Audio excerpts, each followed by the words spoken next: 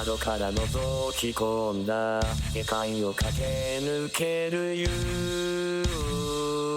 者よ何が好きか嫌いか互いの情入念 Ladies and gentlemen, esteemed guests, colleagues, welcome back to the Anime Degens podcast. We have a very special episode for you this week. It is none other than the third annual Degeys Awards presented by, of course, the Anime Degens. Welcome to the award show. Nam dressed up very nice. Tyler is repping his village, and I want to burn his village to the ground. It's your hosts, Dan, Tyler, and Nam. How we doing, boys? It's a perfect day out here. The DGs, this is what we wait all year for this, Dan, don't we? This is the only reason I still do this podcast. I'm just other kidding. than to talk about Initial D, I got it. Yeah, of course.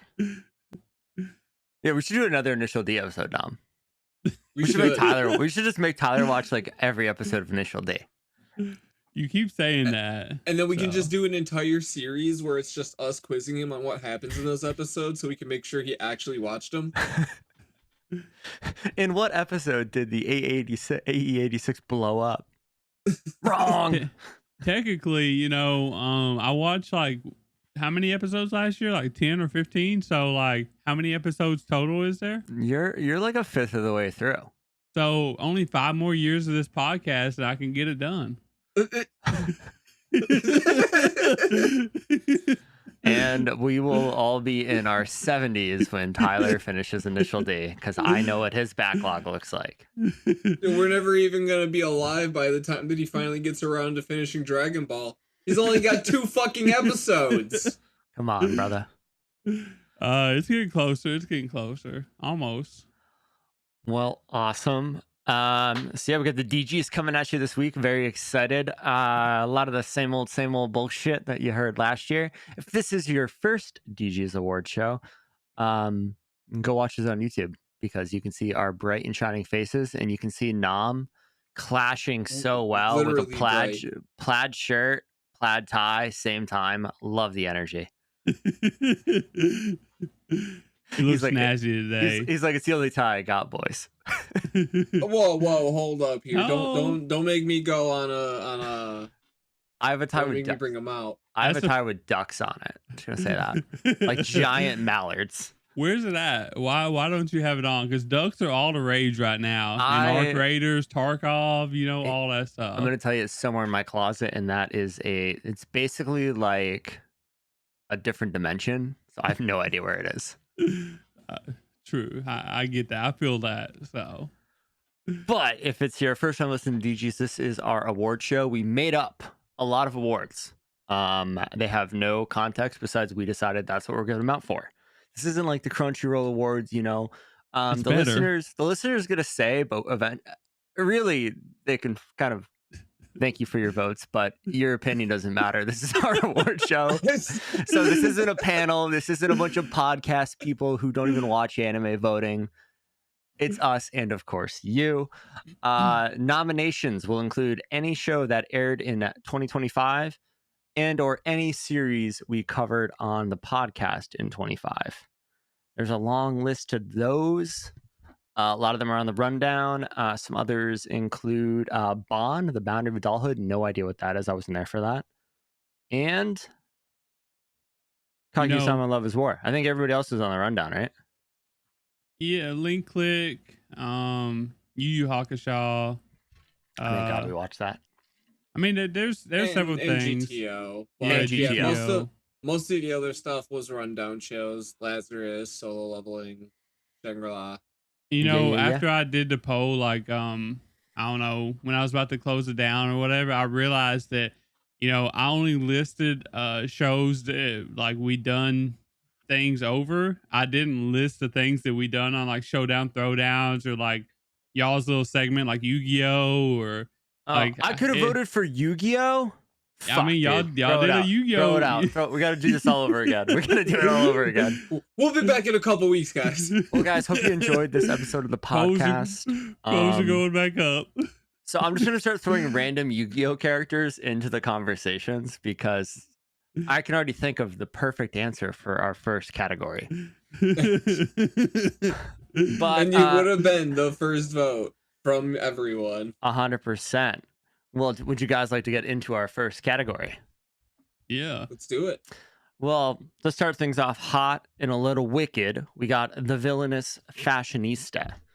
This is awarded to the villain who doesn't just endanger the world, but does it with outrageous swagger and god-tier drip. Serving looks so lethal, the heroes are left second-guessing their silly little capes, their fake confidence, and, well, frankly, their entire wardrobe. Previous winners of this award in 2023, we had Muzan Kibutsuchi, of course, Michael Jackson coming in with the award. He has it on his mantle in his Infinity Castle right now. He loves it. He's a big fan. In 2024, kind of questionable here because she's not really an enemy, but she was an enemy in the movie. We have Uta from One Piece. We did watch the movie, folks, so that counts. And in 2025, our nominees include Zodal Typhoon from Gachi Akuda, Reze from Chainsaw Man, Reze, and Kizaru from One Piece. Who wants to talk about their nominee first? I'm gonna let Nam do it because we're big One Piece fans around here, and what a better way to start off the awards than just to talk about a little bit of One Piece, especially Kizaru. Than the goat of all anime. Yeah, for sure. No, Kizaru's a classic here, right?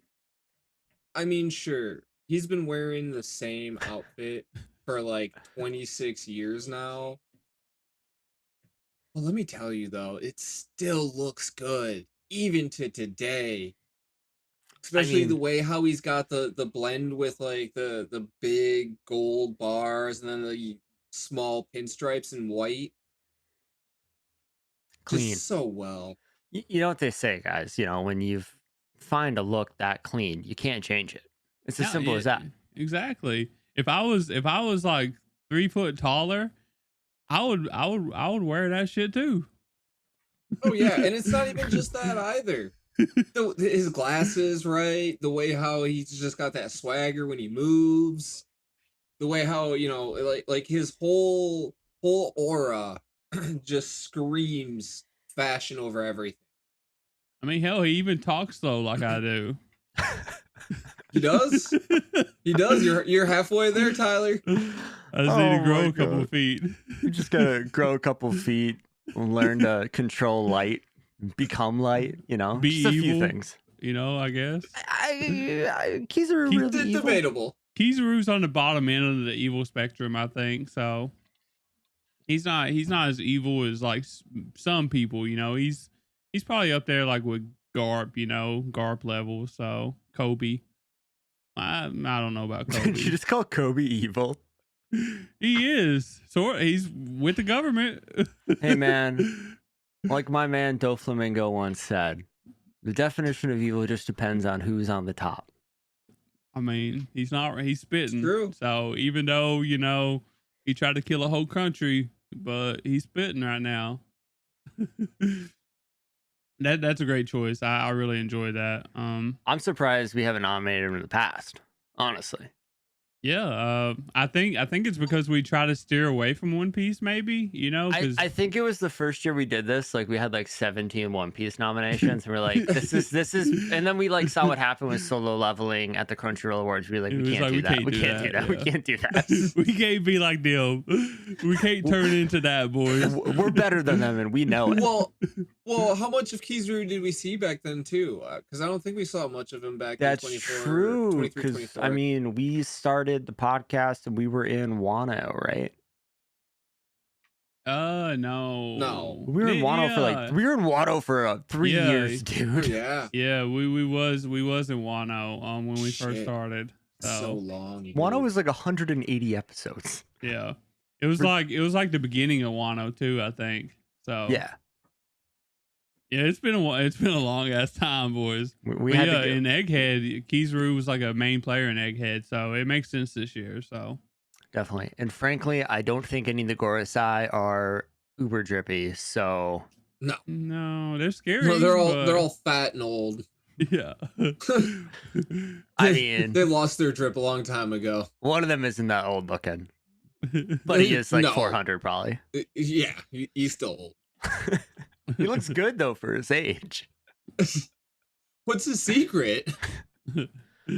All right. Tyler, you go next because I have questions. Okay. So I picked Reze from Chainsaw Man Reze. Y'all probably didn't watch this film, right? I have not seen it yet because it's not on the TV. Okay. So same. Yeah, I know Nam said he thought about going, but I didn't know if he ever did or not. But anyways, so Reze, she may seem like a good, heroine, or a good person or whatever, hero. But she's actually not. She's actually, I don't know if I should should I say spoilers somewhat or nah? No, she's a villain. That's all you got to say. We're good. Okay. I didn't know if I should announce what type of villain she was or whatever, what. Oh, don't worry about it. Yeah. She's a villain. Anyways, I don't want spoilers. Okay. Nam doesn't want spoilers. But anyways, I can't really talk a whole lot about her because it's spoilers, but trust me when I say her fits go hard. When she is in her other form, I feel like she looks it's insane. She's crazy looking. And that's one of the reasons why I picked her is because she looks insane in her other form, and on this form, she looks good too, she's drippy. So okay, so when you were selecting her, did you go on Google Images and find her with the bunny ears and the bunny tail on? Is that why you put her here? Does she have bunny ears and bunny tail? It's an anime figurine that showed up. Oh. No, this is on one of the only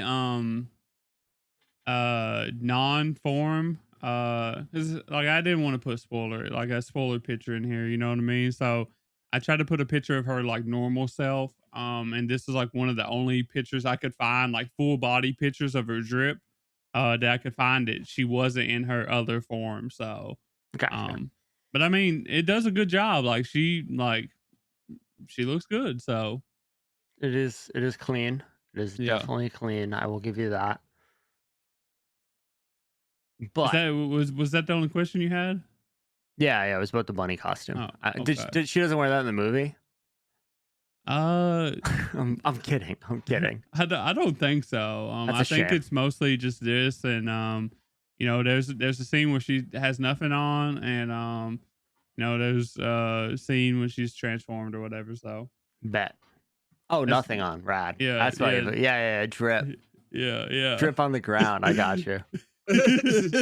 You're almost as down bad as Denji, bro.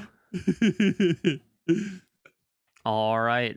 Well, for mine, I would like to change it, but I can't, so it's too late for that. I picked Zodal from Gachi Akuda because 1, he's a villain, and 2, he has that Kaiba drip going on. He's got those bands on his arm that are leather straps hanging off the side, and Kaiba is the drippiest person of all time.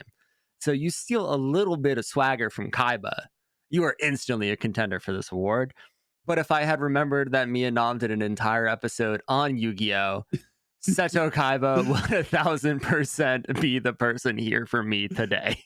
It's tragic that your memory is just as bad as mine after all these years.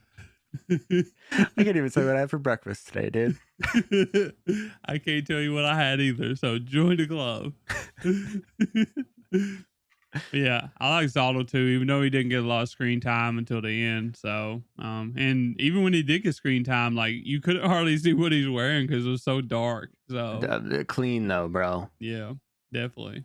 And we had some fantastic write-ins from our listeners. We had my Wiki from My Bashi Witches, and she's clean, bro. That's a clean fit. She looks like she belongs in Alice in Wonderland. Yeah, it's nice looking. Yeah. Is this another K or J-pop singing? Which one? I'm looking at Wiki. Mabashi? I think so. Everything's in Japanese. It's something like that. It's You got a microphone. It's like an idol type thing, but yeah, maybe not. I don't know. So I didn't watch it. So. And then we had Shiori from This Monster Wants to Eat Me. And if Shiori is the monster, I would, in fact, let her eat me. And then finally, we have Nayamu from Ave Mujika. Ave Mujika, yeah. And I'm just going to say this woman looks like she's going to a kink party. Yeah, they're supposed to be dressed up as like dolls. They're representing dolls. And this is an idol anime too. So. She looks like she's going. I don't know if you guys have watched It's Always Sunny, but she looks like she's ready for a Frank Reynolds orgy, and I've heard they have great spreads. The food is great.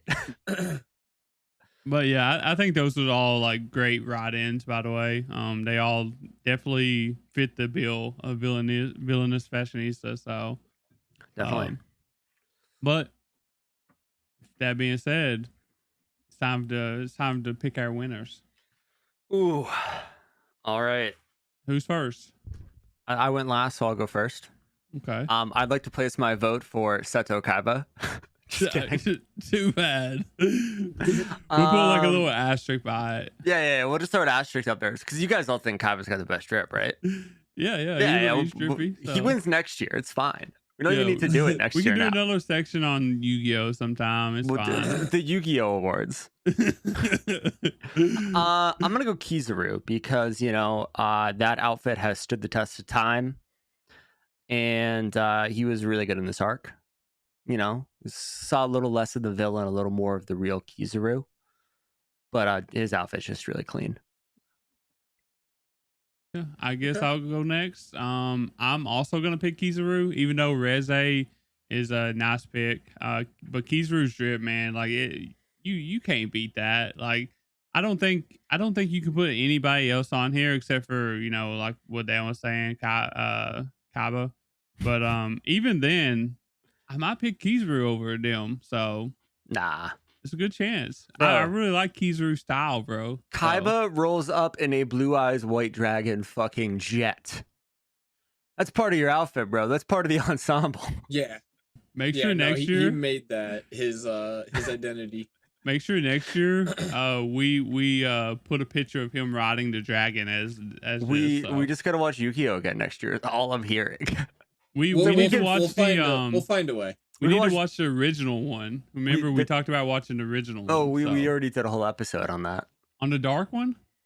Oh, yeah. We did talk about it a good bit. Yeah, we did talk about it a good bit. Gotcha. Yu-Gi-Oh! Season 0. But yeah, no, for my vote, I'm gonna actually switch it up. I'm going with Zottle, and it's for the exact opposite reason of one of the things Dan mentioned with Kizaru. It's because he wasn't as villainous this arc. Okay. We started to see more of the human side of him, whereas I feel Zottle, not only does he have that drip, but he also really does embody the villainous aspect a lot better at this point in time. This brings up a very important conversation, though, because me and Tyler can change our votes. Is Kizaru still a villain? But I would say yes. What y'all are not, y'all are forgetting. Kizaru killed Vegapunk. That is a villain. Kizaru was also heartbroken over it, and he had to do it because he was ordered. Just because you are heartbroken over someone you killed doesn't mean you're not a murderer. Hey, Vegapunk was asking for it. Not only that, but also Kizaru was told to do it, and if he didn't do it, what are the consequences? Could he lose his life? Is it worth losing your life over something like that? Hey. Whereas instead, it sucks that you're going to kill your friend, but... I mean, Luffy has choices. He made the right choice. He's a villain. He's a pirate. Yeah. You're going to put Luffy here. He's a pirate. Yeah. I'm not changing my vote, so... I'm not changing my vote either. I would still say Kizaru is considered a villain. Yeah. I just think that we got less of a villain out of him this time, and so that's why I wanted to go with someone who's more villainous as well. Still could compete Well, just on a different level. I'm really glad this category is not focused on their personalities at all. It's just the drip. So, congratulations to Seto Kizaru for winning this award. Because Kaiba's the same thing. Is he really a villain? He was for a while. Now he's not. He's just kind of a badass dude with a fuck ton of money. Yeah. All right, Tyler. Who do the listeners have for this category? So, with 20% of the votes, Kizaru comes in last place with 32% of the votes. Reze comes in second place, and with 48% of the votes, Zottle wins the listener's choice. Okay. So here's the problem. Now we have a tie.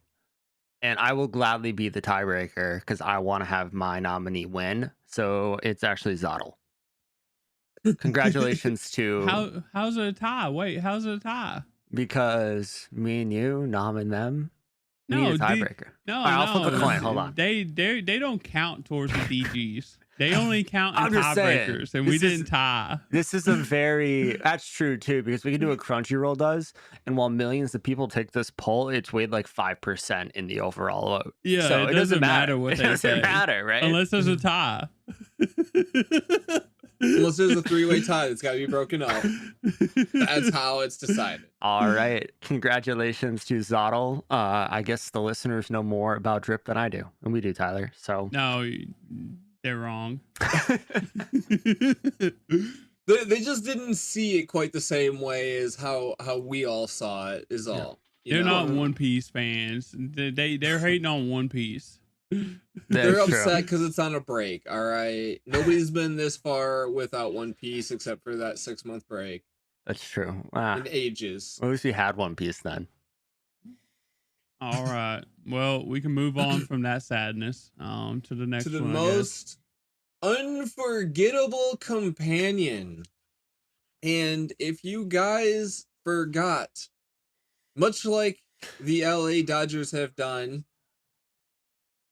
we have had a back-to-back champion in 2023 and 2024 in Emil.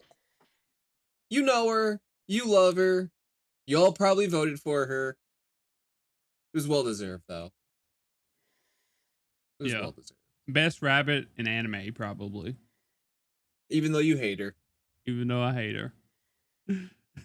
At least you're willing to admit it. It's 2026. So, honoring the ultimate non-human MVP, the sidekick, whose mere presence hijacks the spotlight, commands every frame, and somehow, just somehow, makes every scene better just by being there. And without further ado, we go to our nominees. And to start this off, as it should be, we're going for a dynasty here, ladies and gentlemen. We have none other than Emil. We got Shangri-La Frontier last year. I think we're getting it this year. We might have a back-to-back. Something the New England Patriots never did, guys. This could be legend. This could be the most awarded rabbit of all time, if my co-hosts agree with me, which they should. Bugs Bunny has a lot of awards too. We got to get above that. We got to get on that level. Yeah. We're getting there. We're getting there. If you would like to know why I picked Emil, you can go listen to the Degeys from 2023 and the Degeys from 2024. But Emil's a legend. She's Tyler's least favorite bunny. She is an incredible character, and she's just cute as a fucking button, boys. Hell yeah. Well, this year, is the year I start embracing myself and saying that, Emil is. I do hate Emil. I'll say it. I've been lying to y'all for a few years now, and now it's time to tell the truth. I do hate Emil, even though Emil's the only reason why I watch Shangri-La Frontier.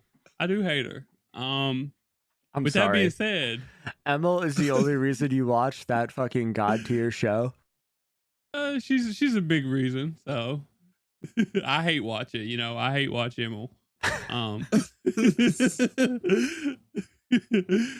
But with that being said, my nominee is going to be Ponko from Apocalypse Hotel, and she told me to hate Emil this year. She said if I didn't, that I would get a rod from God delivered shortly to me. So I got my hands tied right now. You know what I mean? I can't really do nothing about it.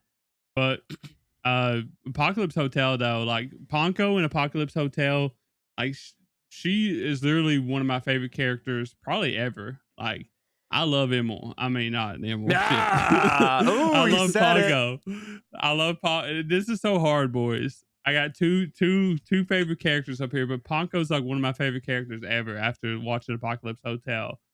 She's just so chaotic. She's a gremlin. I don't know. I don't even know how to like. She wields a chainsaw. She turns somebody into a tank. She like literally is smart but so dumb. So, she what's with you and develops a rod from chainsaws? God. Huh? What's with you and chainsaws right now, dude? That's back-to-back chainsaw references. Hey, chainsaws go burr. They literally do go burr. he got Makima on the mind. That's what it is. Can't blame him. But yeah, Ponko, she literally just stole the show, Apocalypse Hotel. I think she carried it, pretty well too. Like there's a lot of other good things about Apocalypse Hotel, but Ponko was a main reason why I loved it so much. So okay, I'm in her cult now. I'm indebted to her. okay. I'm sure if some of you were listening to the Rundown episodes, you may have remembered where I said I fucking hated this guy with a True. passion. But he's really starting to grow on me throughout the second season, and just like the way how he's developed a lot more. I'm talking about Gigi, by the way, guys, from Dan to Dan. We're gonna give you a slide here because he's technically half ghost. He's like Danny Phantom, so he's technically not a human. I like it. Let it ride. Exactly. See, that being said, though, he really does just steal the show every single time he's in the scene. Just the random dumb shit that he does all the time, especially when he is transforming between Gigi and Evil Eye. I mean, it's a blast every time. But he almost, he teeters on the edge of it's okay to nominate a human for this category. So I'm just going to put that out there now because I'm really putting my case out there for a fussy little rabbit. I ain't gonna lie, when Nom first nominated this, I was like, did he read it? No, I didn't read it at all. Honestly, I didn't even think about it until you actually said something. Until about it he's like reading he's like reading honoring the ultimate non-human MVP. Fuck.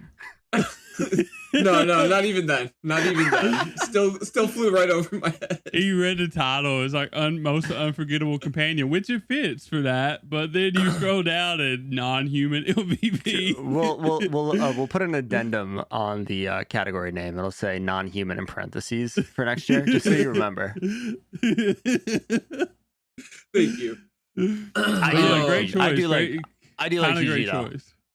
Yeah, Gigi's fun. I remember Dan. I actually remember Dan. Like he hated Gigi too. Like I just listened to the last Degeys and Dan ranted about Gigi. So he's fucking annoying. His ghost form, his Danny Phantom form is way better. It's so funny. Also, that whole episode where he was like at school. Yeah, carrying a backpack around and shit. Is it called Dan to Dan because it's Dan, like Danny Phantom? Like, true. You're pulling stuff right now, but I like it. I mean, I'm kind of cooking. That being said, Tyler, did we get any listener write-ins? No, not on this one. It didn't look like so. Because everybody voted for Emil, so it's easy. Well, I guess let us start with our votes. Leading off with me. I will go with Emil. A She vote deserves for it. a vote for Agenda. Emil is a wrong vote. A vote for Emil is the right vote. What are you gonna vote for, Tyler? Paco. Paco is literally the only correct choice here. Tell me I'm wrong. I mean, she literally ran a president. She literally ran an election, and she won it. Kinda. I mean, 2 out of 3 of your other hosts disagree. And you're wrong. That's just fine. like the listeners usually are. Well, we're right and you're wrong, because clearly I like to say congrats to Emil for winning the most unforgettable companion. We have a dynasty, ladies and gentlemen. It only took a rabbit. And the funny thing is, I love Ponko, but I love the agenda way more. Oh, yeah. I mean, I get it. I do shit for the agenda too, but yeah. Ponko, I hate to see her lose, so she deserves to be out there on the pedestal this year, boys. She'll probably win something later. Don't worry about it. She won't ever get a chance to. There won't be. I guess we could do another review of Apocalypse. We didn't even do a review. We just talked about it. Me and you just talked about it a shit ton and never talked about it on the podcast. Besides being like, I fucking love Apocalypse Hotel. I love Ponko. And then it was like 3 weeks later, and Nam was like, I also fucking love Apocalypse Hotel. he probably got in there. Hell yeah. Well, with that being said, the listener's choice. Let's get to that. So with 20% of the votes, we got Gigi coming in last place. With 36% of the votes, we have Emil coming in second place. And 44% of the votes, the correct choice, and the winner of our Degeys this year is Ponko. Well, I'm really glad you said we couldn't change things. And it doesn't matter because it's 5% of the vote. And yeah, I really also enjoy that you said the listeners were wrong during your last rant. I said the listeners are usually wrong. Quote unquote, the listeners are always wrong was what I heard. No. So thank you for cementing it. Congratulations, Emil. No, I said usually. Not this time, though. I don't believe you. I will go play it back. I'll go find it and play it. When? Last year? No, you said like 10 minutes ago. Oh. Well, yes. I don't care what I said 10 minutes ago. You said like 4 minutes ago. I don't care what I said 10 minutes ago. It doesn't matter. Don't worry, Dan. The notes reflect the true answer. We're living in the now, not the past, Dan. Yeah. And that's why Emil is our champion once again. I'm gonna get like an Emil 3 years in a row. I'm gonna have ChatGPT make me like a picture of Emil with 3 carrots on top and just gonna say Dynasty and let everybody know. And she's gonna be holding them. That's gotta be the picture for the fucking the thumbnail. That's funny. Maybe I don't know. We'll see. I don't know if I can make something like that. I can right now. Hold on. I'll do it. Don't worry about it. All right, for our next category, we have the Super Senpai. This is awarded to the senpai who truly does the most, dropping wisdom like it's sacred scripture and or hot, breaking down battle tactics mid-fight, delivering heart-to-hearts that hit harder than any punch. Tyler just cried. And doing whatever it takes to make sure their people doesn't just survive, but fucking thrives, ladies and gentlemen. In 2023, we had Kenshin, the Wandering Samurai. In 2024, we had a space octopus in Koro Sensei. And in 2025, we have a new Super Senpai. Nam, do you want to get us going? Yeah. So for this one, I went with Hajime Umemiya from Windbreaker. This is a character that we get to see kind of sparingly throughout the show, but every time he shows up, there's always a big lesson to be taken away from it, whether he's even involved or not. a lot of the lessons that are learned are something that the classmates themselves learned, maybe even from Umamiya himself, or something that he helped guide them to, which then helps influence everything else. In terms of a senpai, I don't think you could ask for anyone better than somebody that not only nurtures you directly, but then allows you to also nurture others as well. A lot of the people that he mentors and stuff like that, and he teaches, they willingly go out of their way to look out for each other, and that's a strong character trait that is really brought out from another person, such as Umamiya, and so that's why I feel like he was a pretty good choice for this one. Yeah, I also like that he's very understanding. Like most people in a delinquent sort of anime school or whatever, like they're kind of hard on their, you know, subordinates or whatever. Like we see it all the time in Windbreaker, you know, with the other factions, clans. I don't know what you call them, but Umamiya, he believes in like understanding and showing kindness and leading through action or whatever. So I really enjoy that. 100%. Yeah, Umamiya is a great senpai for the folks of Windbreaker at whatever the fuck high school that shit is. I don't remember. But love Bofrin. Bofrin. There we go. Good Yeah. call. Look at you. You remember some things. It's a shield, man. It's a shield. That's a But word for shield. but I think he is definitely a great teacher. He always comes in with those words of wisdom. He is always breaking down battle tactics mid fight, and we have seen him deliver quite a few heart to hearts that hit harder than any punch. So I think Nam read the description that didn't exist and really just embodied it. I think we just threw Umamiya in there and how to describe him for the award. So Pretty much, probably. I guess I'll go next. I got Sukasa from Medalist.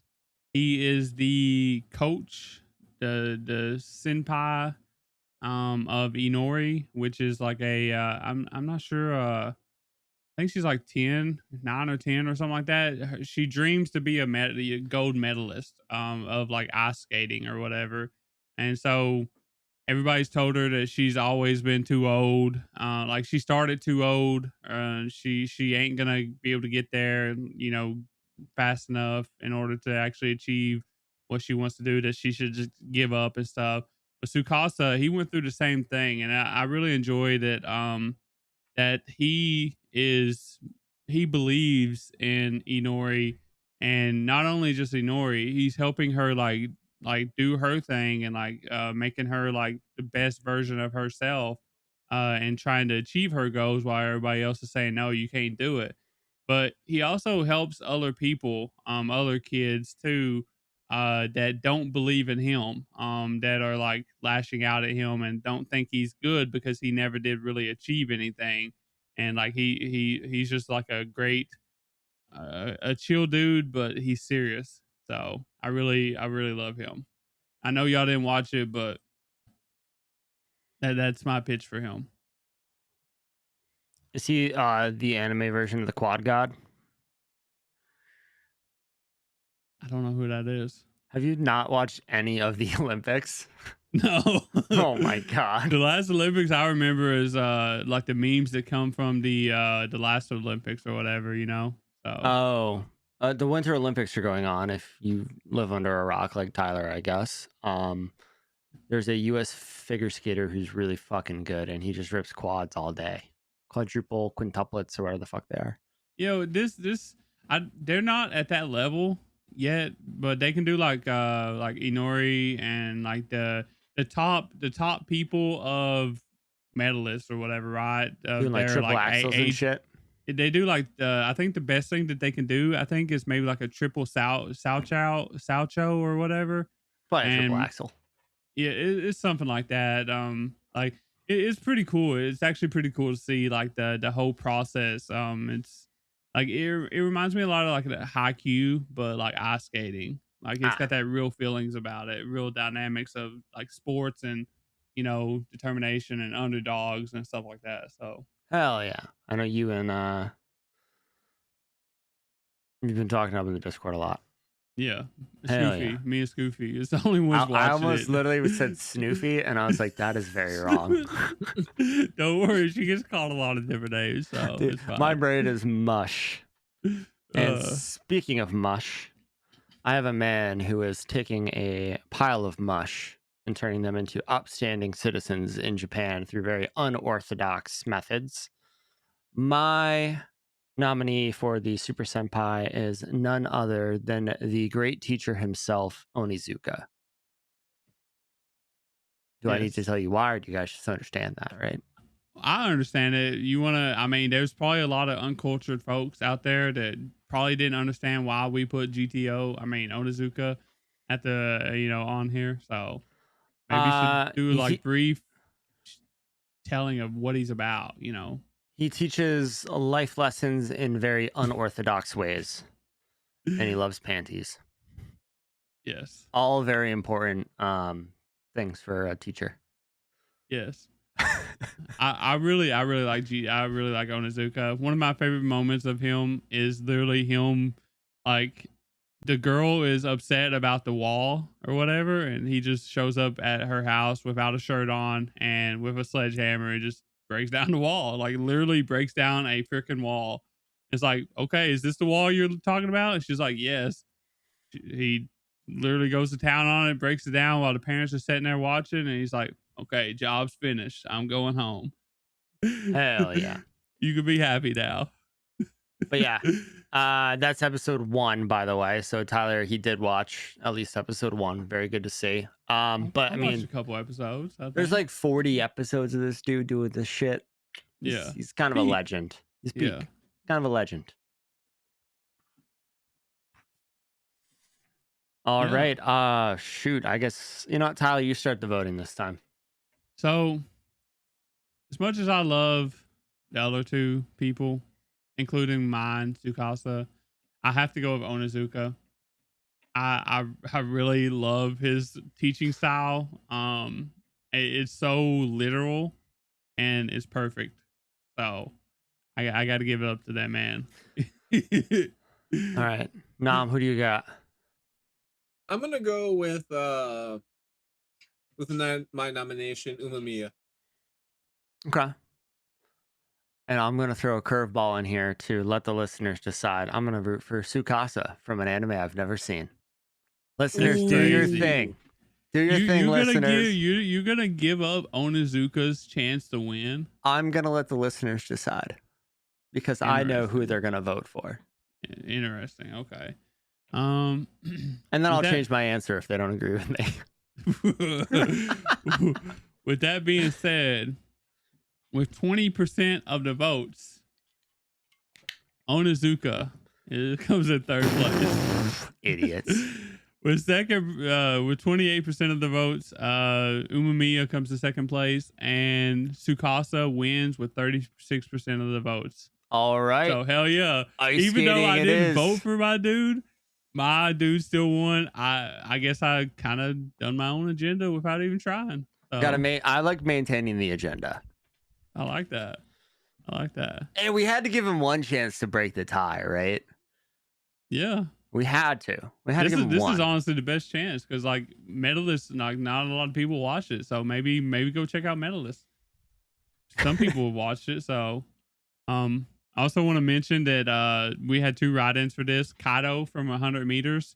By the way, he looks badass. If y'all haven't watched, no, he's not a giant, but if y'all have never watched, I'm not a dragon. Yeah, he's not a dragon. He's gonna get his ass kicked by a rubber band man. No. This is a running anime, by the way. But then we got Genpachi Sensei. I'm surprised Dan didn't vote for this. I was gonna, but shit. Sorry. Onizuka was just there, and I had to put him in. Somebody had to pick Onizuka, so I know.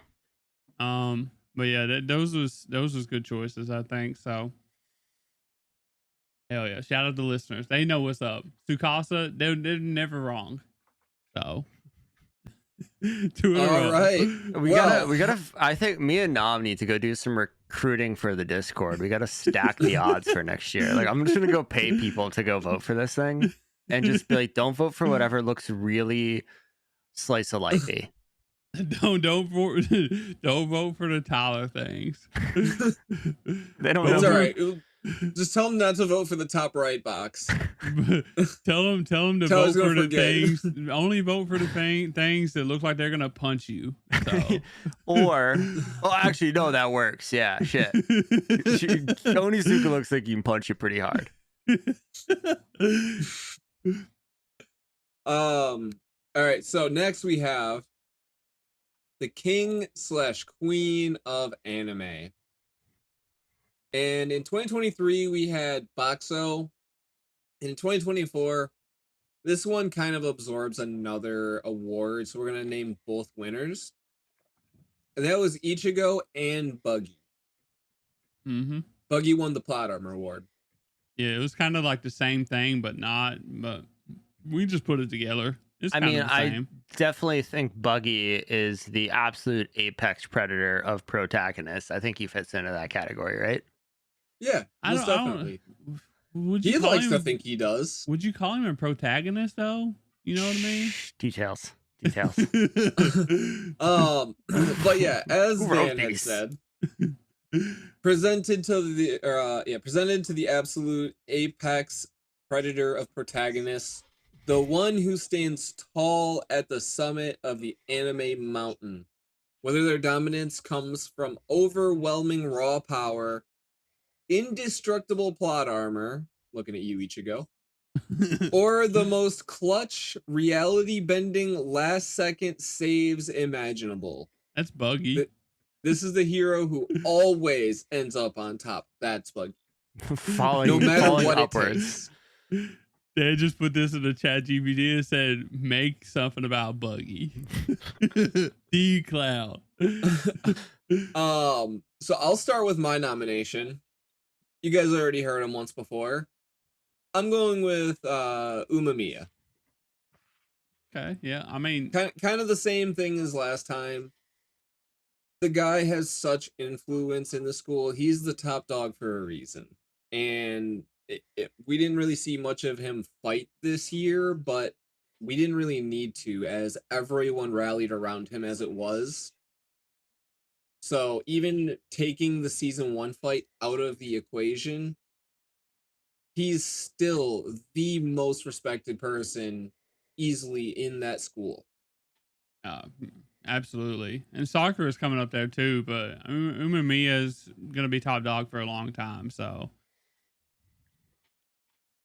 Yep. Hell yeah.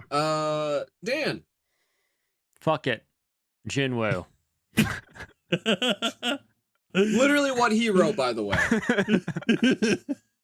I mean, it's a good choice. I mean, I mean, none of these guys can beat Jinwoo in a fight, so.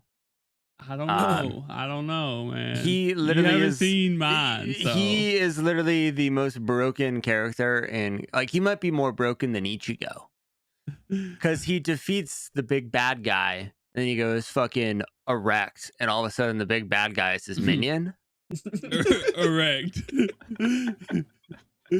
And wakey. I mean, shit, dude. It's just the most broken ability of all time. Also, this says nothing about having good plot written about you. It just says you are really fucking strong. Yeah, you're the king. So. Yeah. And I mean, the ant walks up to him and it's like, hey, yo, are you the king? And he's like, bitch, fucking might be. And he kills the ant. So he is the king of solo leveling. And we're only 2 seasons in. Yep. Solo leveling go hard. Really fast. And he quoted the real GOAT. He quoted Kamina in the dub. So I have a lot of, you know, fuck it. Jinwoo's the answer. Alex Lee the GOAT. Not gonna lie. So, you know, when I said there's somebody that could possibly potentially beat Jinwoo, You're lying. You know, To Be Hero X stands here. And I nominate Hero X. His chin is just as pointy. He literally is freaking OP as hell. Like nobody can like. I would love to see a one-on-one matchup between him and Jinwoo because like his powers, like I don't know if Jinwoo can like do anything with him, you know, because he just snap his fingers and like you're just not in your world no more. So ain't gonna matter, bro. It's Jinwoo. like I said, Hero X can't be touched. The system won't let Jinwoo lose. But he can't. He might be able to. It's not allowed to. But look at how drippy Hero X is. I have nothing about clothing on here. I see. But he looks like a badass. Apex Predator. Well, when you are an Apex, raw power. When you are an Apex Predator, you got to be dressed for success. Kind of like Nam is over there. How about we settle it with a vote? Exactly. I mean, yeah, true. Dan. Hopefully Nam's got my back over here. Fuck Jinwoo it. don't need to win no more, Nam. Fuck it, Jinwoo. Okay, I'm gonna go next because I'm voting Hero X. Easy choice. I'm tired of seeing Jinwoo, even though I like Jinwoo, but Hero X is just so much better. So, Nam, Okay. what we got, Nam?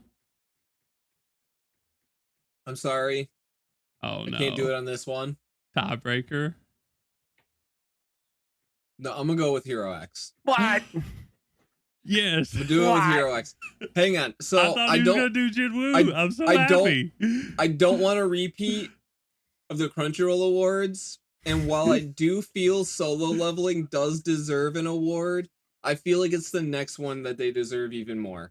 Get shit on, Jinwoo. I'm just glad that we're all maintaining the agenda right now. It's not that we care who wins the award. We just want to piss each other off. That's how it works. I'm just glad that Jinwoo took that L. Take that L, baby. All right, listeners, No, show us what's up. Show us what's up, listeners. But before we get into that, I do want to state, I don't think that Hero X can beat him. It'd be fun to see, but I don't think he could either. But I think we don't know. We don't know what his capability of his powers are. You know what I mean?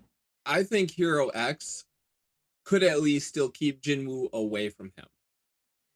Yes, I think he could stay alive. What about the hordes of shadow army ghoul things? They don't matter no more when he snaps his fingers. I don't know what happens when he snaps his fingers. I haven't watched it. You gotta watch it, man. You gotta watch it. So, there's a video that I linked later on that you can watch. Yeah, for like one of the fights. I was watching that. Yeah, he snaps his finger. I couldn't tell what was going on because I thought it was Code Lyoko the whole time. You couldn't tell. Snap his fingers. Do your thing. I mean, it was Code Lyoko, but okay. But yeah, I love that. You know, Nam's on my side for at least one nomination, so I love that. I'm sorry. I would like to talk about the write-ins really quick. Okay. And why is this cute little red-haired girl in here as one of the most dominant protagonists of all time? Anne Shirley? Who the fuck is that? Because Anne Shirley is literally like Jinwoo, except in Slice of Life. Right? Like she literally is solo leveling in like Canada. You know, just living life on the farm. So okay. I agree with that one. I agree with that one. All right. So if Harvest Moon was solo leveling, this is Anne Shirley. Pretty much. Okay. Yeah. Kinda. Okay. You don't know Anne Shirley? Like the old Anne Shirley back in the day, the redhead with freckles? No, I know Anne of Green Gables, bro. Yeah, I go to Canada. That one. Wait, Anne of Green Gables? They made an anime about Anne of Green Gables and named it Anne Shirley. She has a great golf course. Yeah, so Anne Shirley, that is the Anne Shirley that we're talking about. Like, she's literally just Jinwoo, except for Slice of Life. Somebody nominated a Canadian? Hell yeah, this is one of the best shows of Goofy? 2025. Was this Goofy who nominated a Canadian? She was like, I gotta get my peep. She, I gotta get my fucking people in here, bro. no, when I tried to get her to watch this, she says she's tired of seeing Anne Shirley. She didn't want to watch it. She lives relatively, in the grand scheme of things, she lives relatively close. Yeah, so I don't blame her. But have y'all seen Scarlett from May I Ask for One Final Thing? No, but I saw the she picture. is scary. She's the villainess that literally punches rich people. So like that's her whole shtick. She like literally beats their ass if they're like douches and rich. So fuck yeah. I've seen videos from this. It's great. So and then I think we should omit the last one. I think we do. That it needs to be an anime. Yeah, I think we do need to omit the last one. Somebody put One Punch Man Volume 3 up here with Saitama, but for you to be an indomitable anime protagonist, we need to see you move. And not in a straight line. Yeah, it can't be like Garv sliding down the hill. I haven't even watched this season yet, dude. I can't haven't either. One Punch Man is one of my favorite. Like I literally enjoy it. Meme videos, and like I can't bring myself to watch it because I know I'm gonna be disappointed. You know. I think my favorite meme so far was the was it JJK opening 30 frames per second. And then it just showed One Punch Man 30 frames per season. That's great. How the mighty have fallen. Yeah, tragic. But yeah, who's the listener's choice winner? Yeah, listener choice winner. We got in third place with 4% of the votes. We have Umamiya. At 36% of the votes, we have Hero X from To Be Hero X. And coming in first place, the listeners are wrong. Jinwoo Solo Leveling. I'm sorry. Tragic. It was in the listener's choice winner is fuck it, Jinwoo. Next year. Well, don't worry, I put it in there. Well, thank you, listeners, for being correct while we continue to maintain agendas here on the Anime Degens podcast. But you might get your clap back next. Our next award is the Fusion Dance Masters. If you have like Tyler and you haven't watched Dragon Ball Z, they can fuse. So we're taking characters and making them fuse. This is awarded to the unstoppable dynamic duo whose fusion would not just break the internet, but shatter it. This kind of pairing that radiates effortless chemistry, unmatched style, and enough hype to shake the anime fandom to its core. In 2023, we had a winner from Jujutsu High. We had Toto and Yuji with the clap back. Yeah, clap it. In 2024, we had our greatest winner of all time. This will never be defeated. It may actually be defeated, but we had Katakiri and his Toyota GT86. Tyler did not like that one. We did. We liked that one a lot. We liked that one a lot. Y'all was working together a lot last year. So I'm finally glad that Nam is on my side halfway, at least one time. We're just trying to, the agenda is being maintained, but it's with a little more debauchery right now. I think Nam went first last time, so I'll go first this time. I had a hard time with this one, so I kind of just picked two uberly strong shonen characters who I think would look pretty cool if you fused them up. I have Kenjamin Takakura and Gigi from Dandadan, Danny Phantom. I'm pretty sure if these guys fuse, they actually just make Danny Phantom. So that's pretty cool, right? And my name's Dan, so I'm kind of biased. This was my show. I wrote it. You might be onto something here. Just saying. No, if they fuse, I think they would be a real issue because right now, like Okarun, he's literally has zero stamina and like literally zero athletic ability. And Gigi, on the other hand, is like a freak of nature. He's like Yuji Itadori. So if you put them together, I feel like it's GG's for a lot of different ghosts and aliens and stuff. You wouldn't be able to handle them. So, and then Okarun wouldn't have to have the glasses too. And they'd have a way cooler theme song because it would be Danny Phantom. Wait, if they fuse, could they do? Could it be like what's his name on My Hero with the ice dude? One half of his hair is gonna be black and the other half is gonna be pink. Can that happen, Dan? I'll let it slide. I think that's. I mean, typically, when they fuse in Dragon Ball Z, their hair colors do combine, and then it just doesn't matter when they go Super Saiyan. They just turn yellow. So or whatever. yeah. I would say it's not necessarily that it's like half and half, but like it's like the spikies are mixed together. It changes. Yeah. I think, so what we're gonna have is actually Okaroon with purple frosted tips. Hell yeah! I love Sick that. as fuck. Okay. I guess I'll go next with Chang Xiaoxi and Lu Guang from Link Click. This was these two people. It's literally just the same person, but Yeah. with black and white hair. Yeah, they do it'll be black and white hair, or black frosted tips or some shit. I don't know. Nothing else would change about them. They'd literally be the exact same as they already are, just with black and white hair instead of black or white. Yeah, sort of. I think this is the weakest pick of these nominations, but I do feel like that if you gave Lu Guang or you combined them together and they didn't need each other and they could like just do their like time shit, like picture shit or whatever, without having to like work with each other. They just be able to do it by themselves. I think that'd kind of be OP.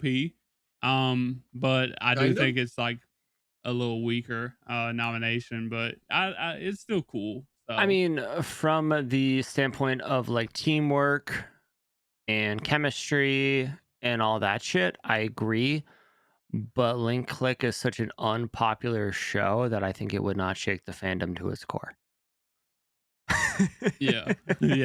Like I said, I know it's a weak pick, but I thought this was fun.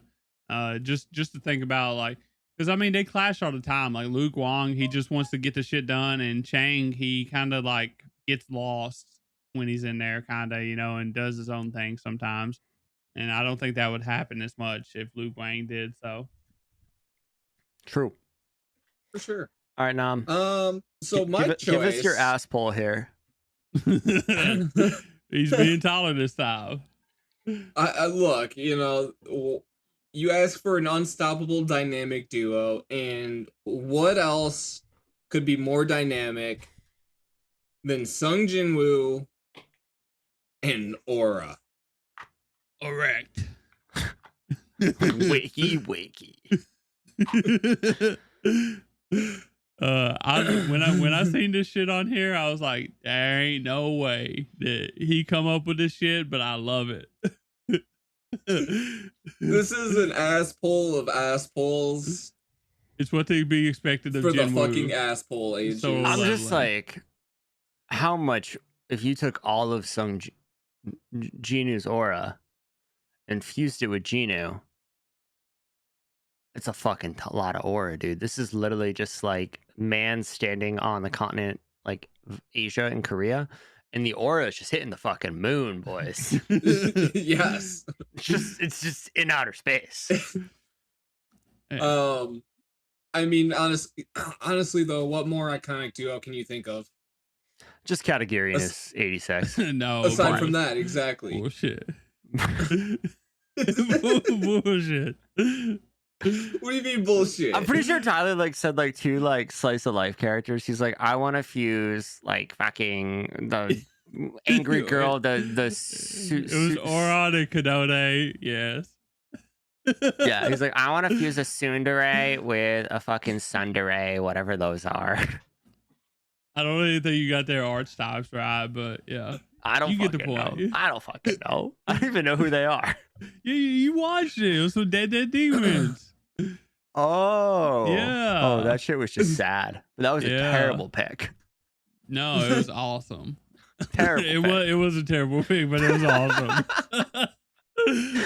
It's almost as bad as me going, oh shit, I can't think of anyone. What's the most popular show last year? All right, bet. All right. Nam, get us going with the voting. Let us know what you're thinking. Remember how I said I really do hope Jinwoo does win an award here? You already had this planned. This is the one that I'm hoping for right here. This is the dumbest one it could win. This is the best one. This is literally the award. This award was made for Jinwoo this year. So. I mean, dude, can you imagine the aura? Can we get much higher?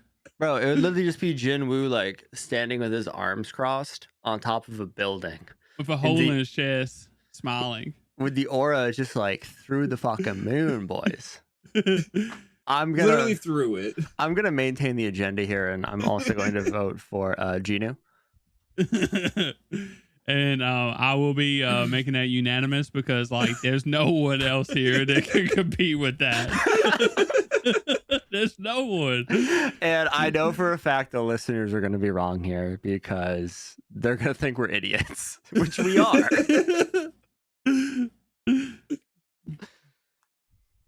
Yeah. Okay. So listener's choice. Which one are we on? Number 5. Number 5.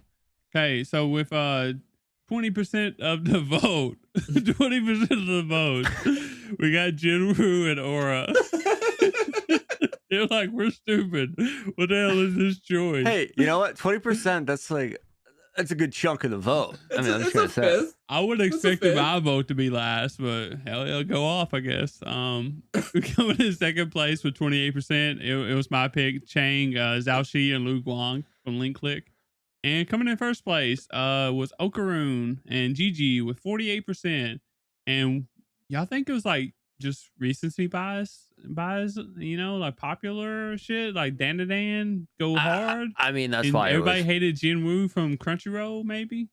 I think that could be part of it, but I also think it was the one that made the most sense and was popular. But yeah, that was a great choice. The listeners got it wrong that time for sure. Jinwoo is definitely the pick here. Easily. You cannot match him. So. Well. All right. So the next one that we got is it's going to be a worthy one, at least. The Unforgettable Fight. And we've had some real heavy hitters in the past couple years. 2023, we had Zoro vs. King as our top fight. And then, by the way. In 2024, we had Weatherman. Also peak. Mm-hmm. Also peak. And honestly, this award crowns the absolute pinnacle. The fight that does indeed define peak. Peak. The clash that had us on our feet, rewinding scenes and losing our minds in real time. The one etched into anime history, living rent-free in my mind forever, and possibly yours as well. I'm going to say we did a really good job. I'm just going to toot our own horn a little bit here, guys. I still see clips from Zoro vs. King and Weatherman on like Instagram Reels and TikTok all the fucking time. Yeah, I think we got them right. I mean, there was a lot of good fights in those years, but constantly talking about those fights all the time. I think we're about to get it right again. Because are we? The clear winner of this award should be the Kaiju versus Team Don, because we had a giant Buddha mecha. And it gave characters who kind of look like Tyler a lot of props. The man I mean, it answers the age-old question of, I think they took a poll and like 80% of men think they could just get in a giant robot and pilot that thing. Proved it. Let me put my magic glasses on. You need the comb. The comb, and I need you to learn like the fucking Char song from the original Gundam now. Oh God. But I took Team Don versus the Kaiju. This fight was so good, it's not even on YouTube. You have to just go watch the whole episode if you want to witness it.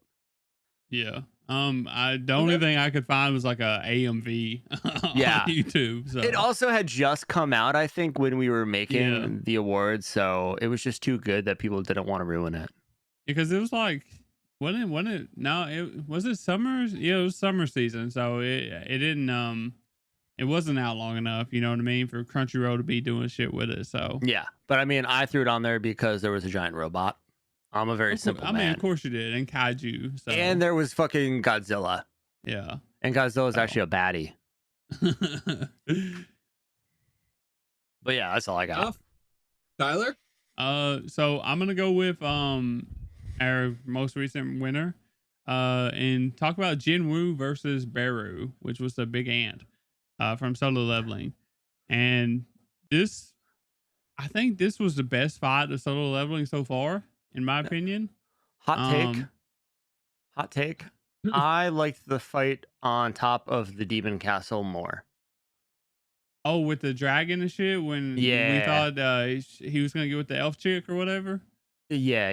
The elf boy. I mean, that was good too, but like it didn't last long enough, I don't think, for it to be like in this kind of category. You know what I mean? I just like Jinru made Biru seem like a bitch. Oh, he was like that. That's the whole point. That's why Jinwoo won the award last award category or whatever, right? But I mean, hold on. I'm just gonna say something here. What was that? Jinwoo was an indomitable fighting force. He was the strongest. He was way stronger than this Hero X guy. Did I just hear that, Num?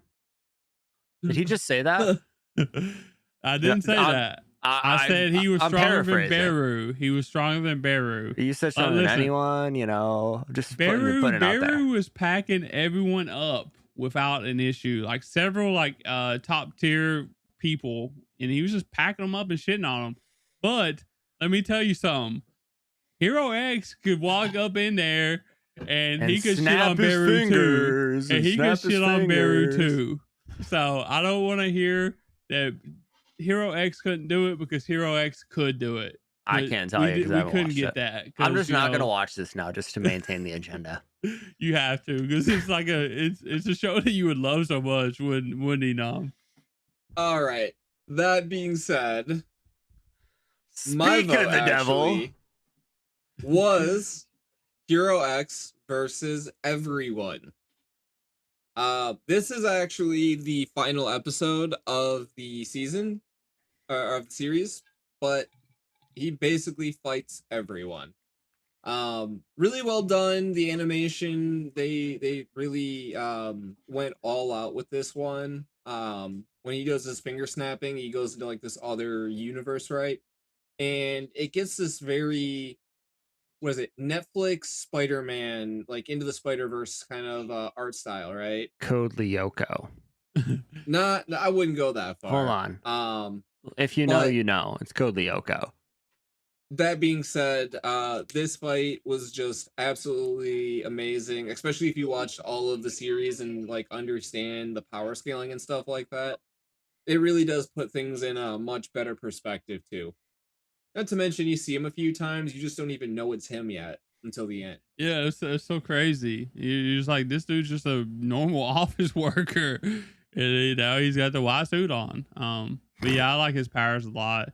Like, he literally can do anything. Like, he can put himself on walls, he can go through walls, like he can put other people on walls, he can trap them there. Like, it doesn't matter. Like, it's literally like, it kind of reminds me of like Gear 5 Luffy. You know, he just can do anything. So, but all right, we had a couple write-ins as well, and one is pretty. These are actually really good write-ins here. That's why I like the write-in feature, because maybe we forgot something, and these are actually really good. So yeah, we have Yachio Tank Edition versus Ponko from Apocalypse Hotel episode 8, and then we have Bakugo versus All for One, which was fucking sick. Mm-hmm. If you guys have finished My Hero Academia. But I guess I'll start the voting this time. And I don't like maintaining the agenda of having, you know, two winners from the same show here. So I'm going to vote for Kaiju versus Team Danadon. Because these guys just won fucking awards, so fuck them. It went from fuck it Jinwoo to fuck Jinwoo. No, in all seriousness. This is tough because I don't know one of the. I mean, I watched the video, but I don't know the backstory for our boy X here. And Jinwoo's Barrow was not my favorite fight. So yeah, I'm gonna go Don and Don. I'm gonna go Kaiju. Okay. Wrong choice, but okay. That's fine. Opinions are kind of like assholes. We all have them. They're all shit. No, what's your choice? I'm gonna throw a wrench into the agenda. I'm gonna go X versus everyone. Okay. So, I guess I'm the tiebreaker for now. If I want to be, I think Jinwoo versus Beru was like probably one of my favorite fights of the year, and that's why I picked it. But as Dan always says, we gotta stick with the agenda. So it's Hero X, baby. Hero X is better than Jinwoo, and here we are. We're gonna put it there. I feel like this would have been a great opportunity to let the listeners decide. Yeah, because they probably would have picked Jinwoo. So I like seeing you be wrong here, so this is fine. Yeah. Well, no, except it's only 5% of the vote. Yeah, it doesn't matter. No, I'm saying are always wrong anyways. If he picked Ginu versus Biru, we would have had to let the listeners decide. Yeah, but I couldn't leave it up to that because he already saw the results. He wasn't. No, I actually haven't. Standard Dan won. There's no way that won. There's no way that won. The only reason I put that there is because Tyler picked. I don't know, man. Dan and Dan's really popular. So I guess let's talk. Let's look at it. Let's see what we got. Drum roll, please. So in third place at 24% of the votes, we have Hero X versus everyone. I'm so glad I didn't pick Jinwoo. This was actually close. We got in second place with 36% of the votes, we have Okarun and Company versus the Kaiju, and 40%. So like it was like one vote off. I think it was 40% was Jinwoo versus Beru. So Tyler, that's thousands of votes, thousands of people pay attention to the Degeys. Come on. Yeah, sure. Yeah, I just got a simple mind. I'm not doing the math. So when I see small numbers, I just say one vote. So that's fair. It was very close, is what he's trying to say, ladies and gentlemen. It was probably tied at some point, but it's not no more because it's 40% and 36%. So, that was a good one though. I figured Hero X would be higher. So, but yeah. No, people understand that Code Lyoko it should have stayed in the early 2000s where it was. Next, you're gonna say Zoid should have been fucking abandoned back in the 2000s. Zoids needs to make a comeback so hot. All right, Dan. This next one is me. Sorry, I was trying to listen to one of the songs to make sure I knew it. We got It's a Certified Bop. And this award goes to that one OP/ED/song that was in an episode that definitely didn't break the rules. That goes absurdly hard for absolutely no reason. And we're grateful for it. The one I was going to call you out on it. Afterwards. You should have read it yourself, bro. So Dan's song, it fits, but when he changed the thing, it left out OST, and I didn't catch it because I originally had OP, ED, or OST songs. So any anime song. Oh, yeah. Okay. Visuals that slap, style that sticks in a vibe that gets you headbanging. Just kidding. So perfectly synced to its show. It feels like Destiny every time it plays. What do you got, Nob? Okay, so mine was Punks.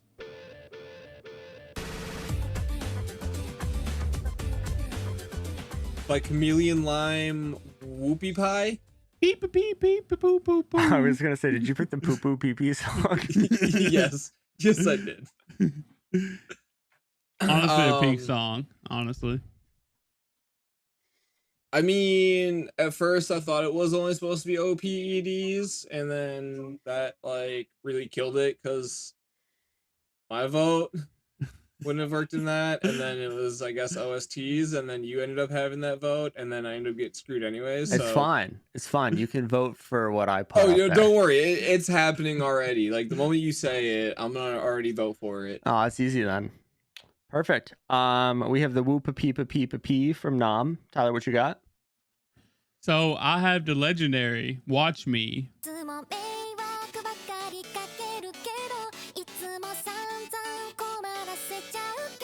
from Yosobi, which is Yaosobi, which is the Witch Watch OP1 from last year. And I just want y'all to know that this was directed by Megumi Ishitani. And if y'all don't know who that is, I watched. That's why you picked it. It's good. It's actually good. You could tell that she did it. So The song's a bop. yeah, nothing to do with the song though. It was only because she directed it. Listen, it is a banger song, and it is a banger, like the visuals and like the whole like style of the and the OP or whatever is like so good. You can tell that someone of her stature like directed it because it's just amazing. But I mean you can't go wrong with Yaosobi and Megumi Ishitani. So you can't go wrong. I had to make sure I knew this song because I definitely do. I've never watched Witch Watch, but the song shows up on my Spotify anime playlist all the time. It's a fucking bop. Yeah, it's so good. And like I said, the visuals, like the animation, visuals, direction, all that, like it is so good. Like it perfectly fits. Like I could literally watch it on repeat and be perfectly fine. So Bet. It's a good song, but not as good as my nomination, which is definitely not an OP or an ED, but I have Hunting Soul.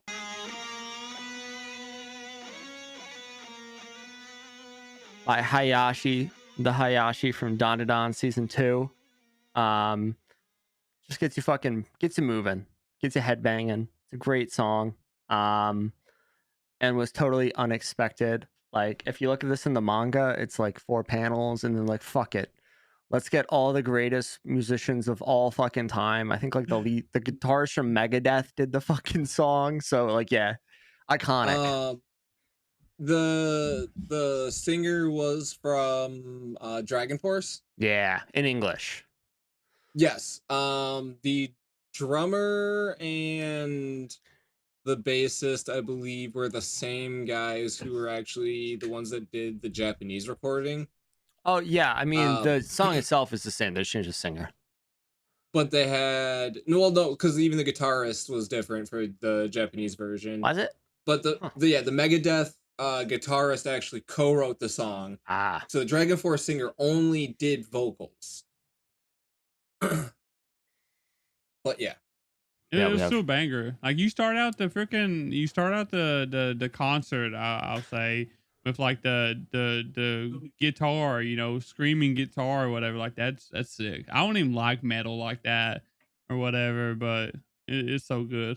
So definitely not listening to it right now.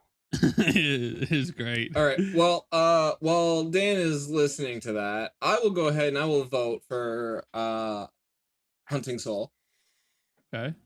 I guess I'll go next, and because I'm not, even though I love Hunting Soul, like the whole moment in the anime and stuff. I gotta go Watch Me from Yaosobi and Megumi Ishitani.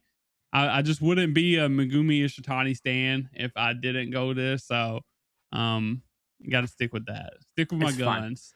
So you're just maintaining the agenda of never agreeing with me and Nam at the same time, because I'm also picking Hunting Soul. I did. It was unanimous, wasn't it? We're not going to talk about that. Yeah. Right now. Okay. So I guess Dan is picking Hunting Soul as well. I am picking Hunting Soul as well. I thought that was a given. We did have some write-ins though, and we had Mirage by Creepy Nuts from Call of the Night Season 2, banger, and then we had a song from Rent a Girlfriend, so disqualified. I listened to it.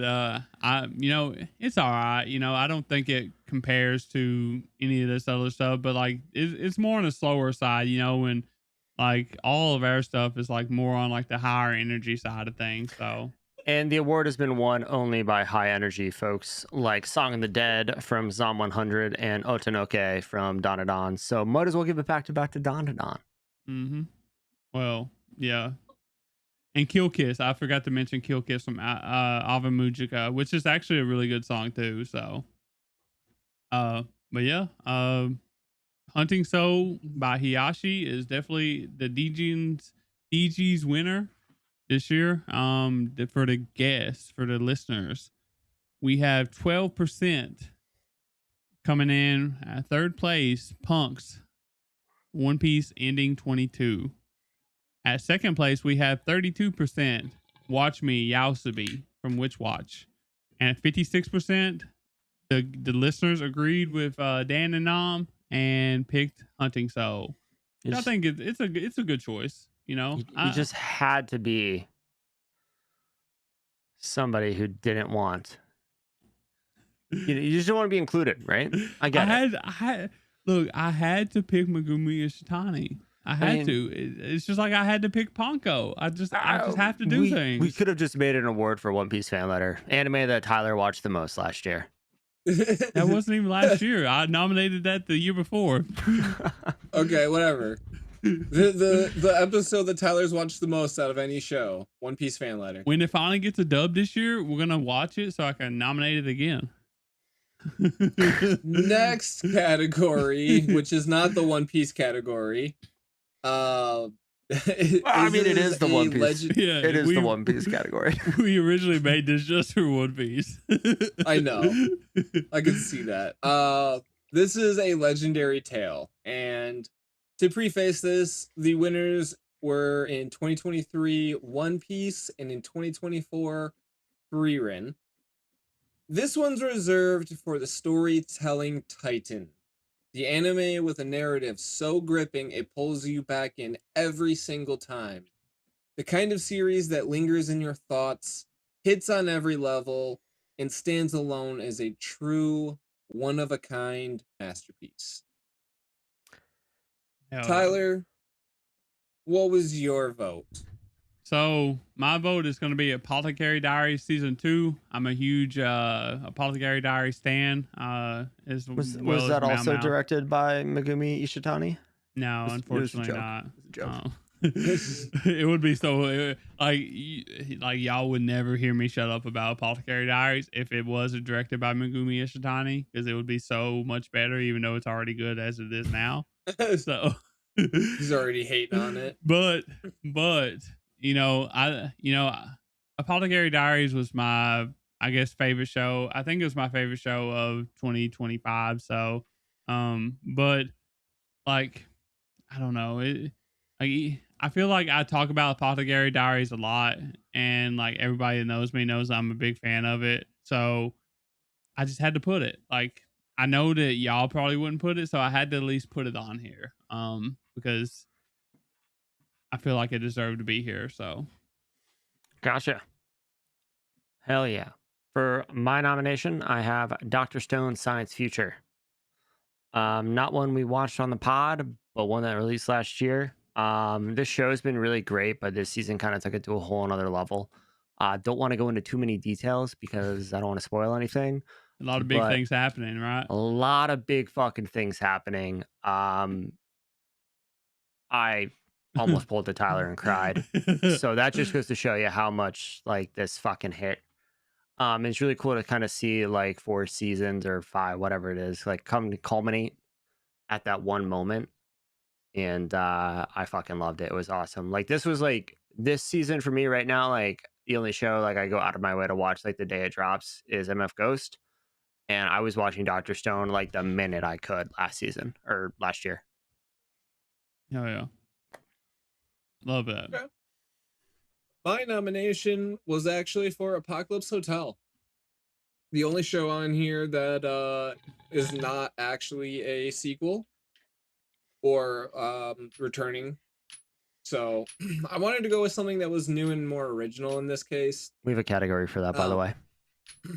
I know, but at the same time, It was still a really good story, all in all. The telling of how life survived outside of humans on Earth and how it's evolved over time and whatnot, all with just this one hotel that still serves people. Fucking robots, baby. Yeah. Them damn clankers. Well, Before we get into our votes, we did have a couple write-ins. Turkey, Time to Strike is one of them. bowling.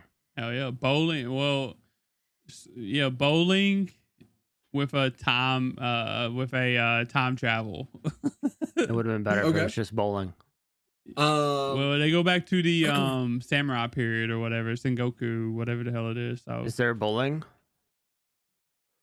yeah, they bowl. They bring their balls.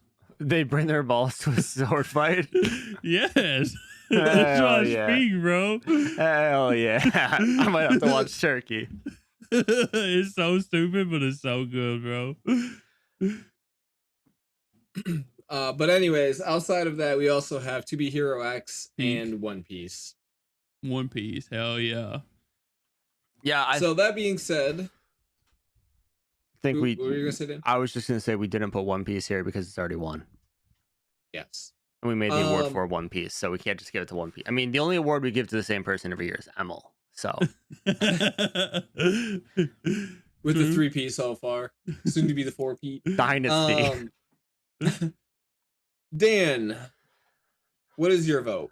I'm gonna stick to my guns here. I'm gonna go Dr. Stone. Okay. Tyler? Even though I really like Apothecary Diaries, and I think that was probably that was my best anime of the year or whatever, but Apocalypse Hotel literally just the story it is the definition of like a legendary tale. Like you can't find Apothecary Diaries didn't do anything wrong, but it didn't do anything like Apocalypse Hotel did. So you can only find that sort of stuff with like originals. So I'm definitely going with Apocalypse Hotel. Thank you for choosing it. That way I didn't have to. That way I could put Apothecary Diaries on there. So well, I hate to burst your bubble there, Tyler. I'm not voting for Apothecary Diaries. Oh no, that's fine. As I'm long not as you gonna vote for Apocalypse Hotel. What? What'd you say? I'm not. You're gonna vote for Dr. Stone over Apocalypse? Oh, wow. That's right. Nom's lower on it than me and Dan. I forgot about that. Nam like wrote that in, and then he saw I put Dr. Stone. He's like, "Fuck, that's a good idea." Damn. Well, the listeners got my back. Probably it's fine. Well, I would like to congratulate let us know. Senku and Dr. Stone. Yeah, Dr. Stone. Okay, so for the number 8, A Legendary Tale. Oh shit. Okay. Well, number 3, Apocalypse Hotel. At 16% of the votes, Apocalypse Hotel comes in 3rd place. Listeners do not know ball. Apothecary Diaries coming in 2nd place at 36%. Listeners do know ball. Dr. Stone coming in at 40%. So this was a very close race too. It seemed like one vote difference, like I say. 1,000 vote difference. Yeah. Multiply it. Do your own math. 40%, 36%. That's pretty close. So, but damn, I guess Dr. Stone really went that hard. So yeah, you should watch it.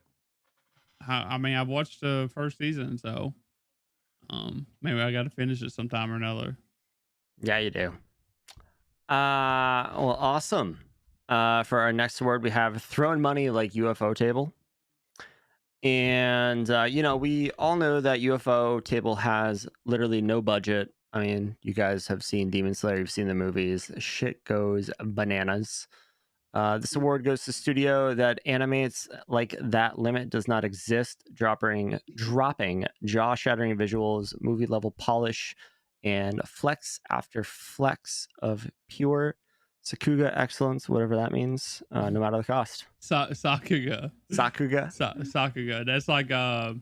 That's like awesome animation, like top tier animation. All right, peak animation. Yeah. Peak animation, pretty much. Bet.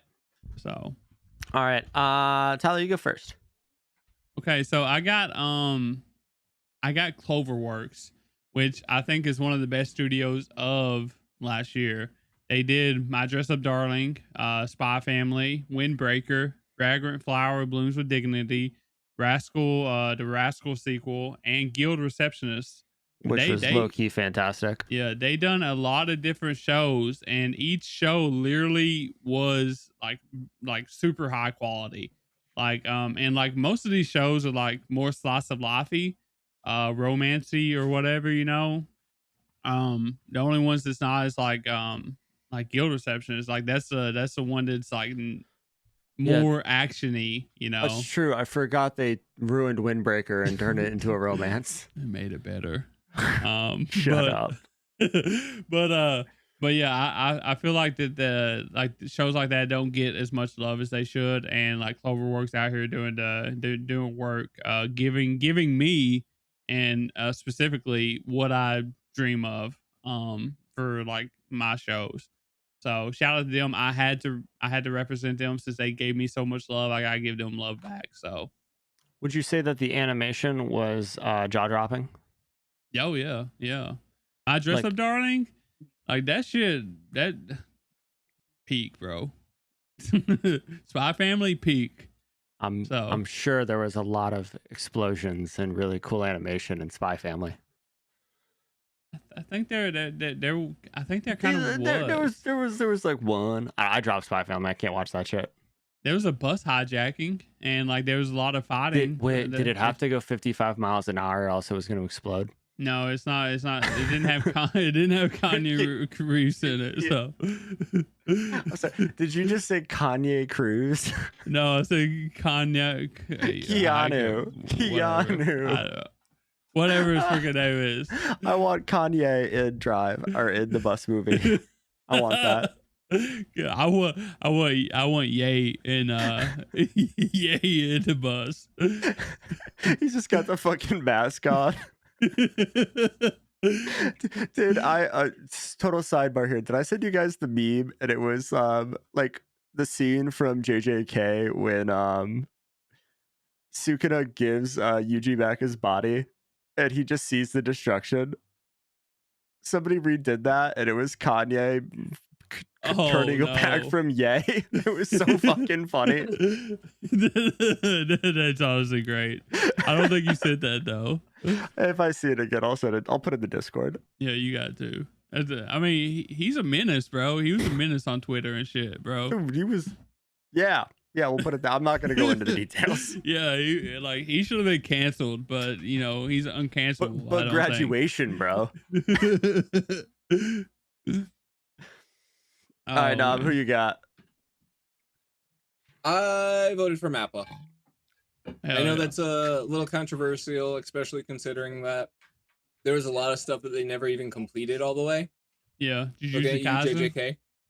Yeah, never let them live that down. By the way, technically that happened this year too, didn't it? Like they released the updated shit or whatever, right? Oh yeah, they put the Blu-rays on Crunchyroll. Mm-hmm. Oh, finally. And they even made that movie, the compilation movie or whatever, right? That counts too. Yep. They did some things. That being said, though, some of what they did this year was Chainsaw Man, Reze. They did Zenshu as well as Lazarus. And obviously, they were just waiting for JJK to come back. They were animating JJK. Like that's where all their time and budget was really going. They got shit on so bad. It was like, we can't let this happen again, boys. And they've got something else out this year too that's literally airing the same time. Hell's Paradise? Yeah. Hell's Paradise. Yeah, they're also doing Hell's Paradise too. But that's this year, not last year. Yeah, it's this year. Going with what they did last year though. Zenshu though, fantastically animated, even though it was like reusing the same scene a lot. That was overly animated. Like you could still tell they put a lot of time and effort into that, and definitely a lot of money. Lazarus might not have been everyone's favorite, but I still liked Yeah, The it animation was still really worked good. out. They did a great job of portraying a world with only like what 6, 7 episodes. Well, no, it was longer. No, than that, it it was like 12. They done a horrible Was it? job at portraying what they was doing in Lazarus. That's not that. That was the story. Yeah, That's what I'm saying. The world though was Yeah. portrayed properly. It ain't, Animation was Mappa good. didn't All do of anything wrong. It was just Well, what's his besides name? abusing their employees and all the other great things they do. Obviously, yeah. We're not here to talk about. We're here to talk that about stuff, pretty though. pictures. Pretty bitch. And I'm going to talk about some pretty pictures. And then obviously Chainsaw Man movie. Tyler Beautiful. nominated Reze because of the bunny girl outfit that Dan found. It wasn't even in the movie. Tyler, I need you to add to your animation. I need you to add to your figure collection Bunny Reze. I look if he's already looking for if it. people will donate to me the money to buy that shit because I'm sure it's expensive as hell. I will buy it and add it. I will put it like right here. Yeah, in between Mau Mau and Chica. So I think you put it with Ash actually. You know. Oh, put it down here with Ash. Yeah, with Mr. Ketchum. Because he slays bomb ladies. A little. I think this weighs like 4 pounds, bro. It's made out of stone. If you hit somebody in the head with this, it'd probably knock them out. To be honest with you. At least it's not the gray version of Ash that was turned to stone by Mewtwo and Mew. So. Oh shit! Yeah, rip. He came back. Tears. That was a good choice though. Mappa's a good choice. It's Mappa. I feel like we have an agenda against Mappa on this podcast, so we can't let them win an award. Well, I can't speak for y'all, but I can speak for myself that I'm not picking Mappa. So that's good because I have an agenda that I need to maintain. For this one, I kind of looked at what came out. I looked at what had really cool fights with a lot of great animation, and I've selected Bones film. Bones has been a studio for around a long time. They do a lot of really good shows from my childhood that I like, but they also released some gas pretty recently. We got My Hero Academia, the final season, which had some bomb visuals in it. Kakashi Akuda, which had some really clean animation. And then we had Vigilantes as well. These guys can talk better about that because I haven't watched it yet. But they did it. They had some cool styles. Like they changed it up and they added some like cool styles to Vigilantes. I really enjoyed it. So, but I really had a hard time picking a studio because I didn't want to pick someone who had already won. So yeah, I picked Bones. Well, you could have picked Science Saru. I can't believe we forgot about that with Don and Sonda. Yeah, Sonda ruined it for me. Yeah, I think they still done a pretty good job at animating it though. It wasn't Science Saru's, Yeah, I didn't like the animation for Sonda. Oh, okay. But that was more I don't like the character design. But Don though, Yeah. Well, I wanted Bones. Or you could have went with our other Raiden, the Horse Girl Studios. Ooh, I could have picked Games. Musume, and I haven't even watched the anime, but Psy Games does do some heat. But no, I did Bones. Really just because of My Hero Academia. The final season was really well animated. Well, you're a big Bones fan too, so you always talk about Studio Bones. So yeah, and I got really hyped for one show they did like 2 years ago, and it was fucking trash. Which one was that? I dropped it. It had like the mecha armor thing. I don't remember. It sucked. I dropped it. It was confusing. That's all we need to know, I guess. It had mechas, and Dan said it sucked. So I guess it wasn't mechas. It was like Power Rangers armor. Yeah. I have no idea. But to the voting. Yeah. This is tough. Because fuck Mappa. Thank you for everything you do, but treat your employees better. Come on, Dan. Number 2's good. I mean, like Guild Receptionist, Dan. It was okay. She's just like us, for real. But the animation didn't. I'm doing Bones. Fuck it. That's all I got. Oh shit. That's all I got. I'm doing Cloverworks. I can't not do Cloverworks. So. All right, now what you got? Okay. Bones. Ooh, is this the Damn. agenda? Is this the agenda coming through? Or Damn. why did you vote for Bones? Because it's not Cloverworks. Because My Hero Academia, both of them were really good, and Gachikuta though, ultimately.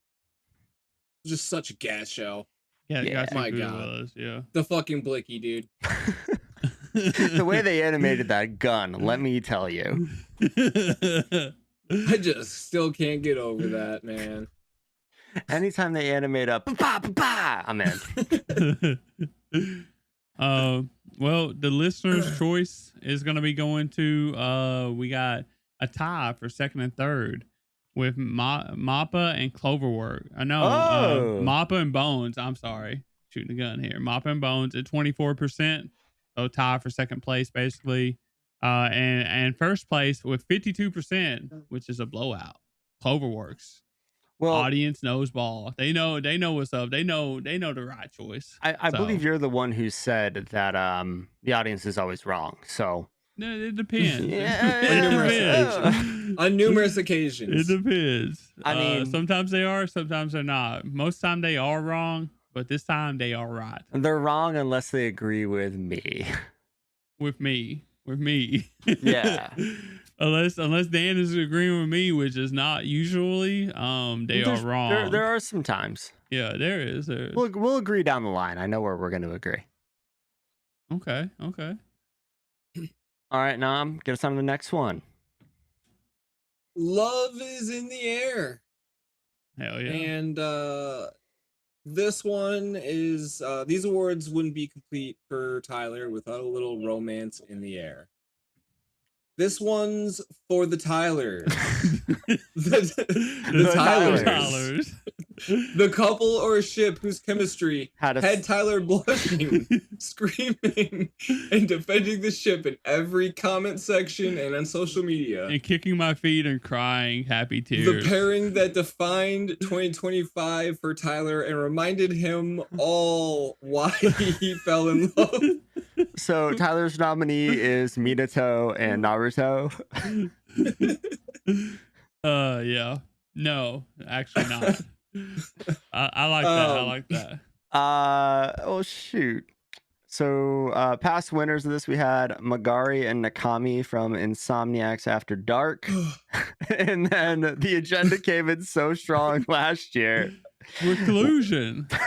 This is the collusion shit. Collusion. It was just a fact.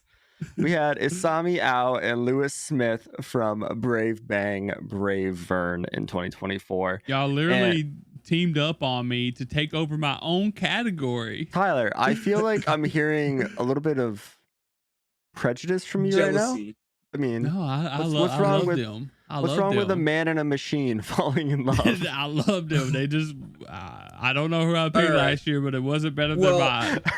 Dan, because we had the agenda last year, who is your nominee? Yeah, I didn't watch a lot of romance, and this technically isn't really a romance, but they do fall in love, so we're gonna count it. I got Yusuke and Keiko from Yu Yu Hakusho, because that was literally the only couple I could think of.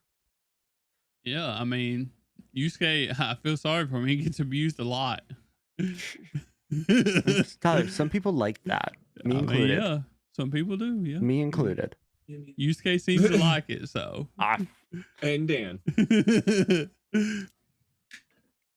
I guess I'll go second. Yeah.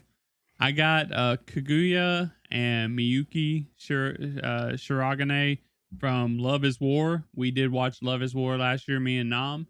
So it's one of my top romances of all time. So I have to put two of my favorite people. So I love them.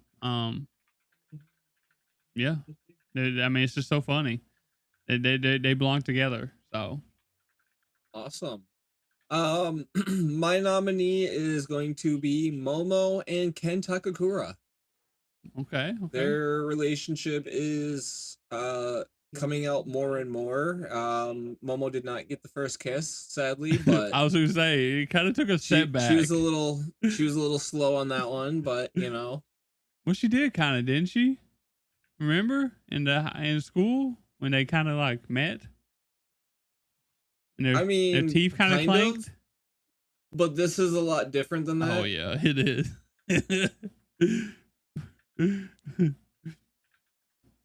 But yeah, I like that choice. I feel like the listeners are gonna pick Okaroon and Momo.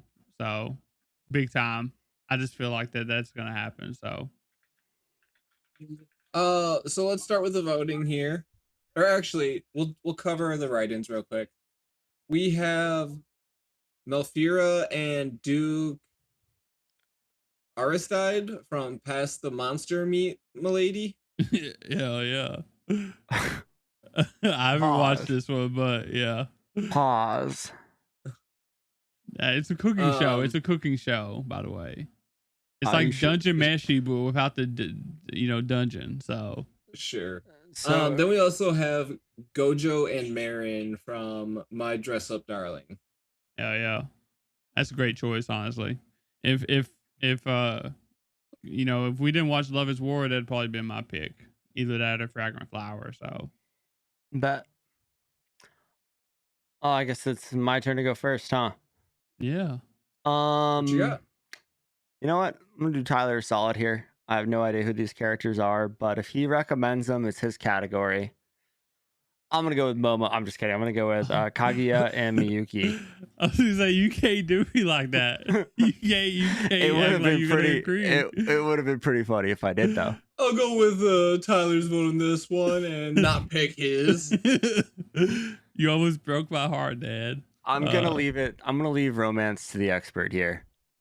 Oh yeah. I'm also gonna go with Kaguya and Miyuki. Love Is War, peak. Even though these other ones are good too, but it's just not as good as Love Is War. So okay. And it looks like we are going to have our just second unanimous winner. Oh, see, no, you picked the right one, Dan. Nom agrees. I like to be included sometimes. I really thought the Nom was going to pick Okaroon. So no, after going back on it a little bit more, Kaguya and Miyuki is definitely the right choice. To put it into perspective, Dan, I'm pretty sure we was only supposed to do like a first look on Love Is War, and Nom, I'm pretty sure watched the whole 3 seasons in like a week. So the goal was to watch 6 episodes. I ended up watching like a season and a half. Solid. By the time that we recorded. Awesome. And that was like all of 4 days. Yeah, it was.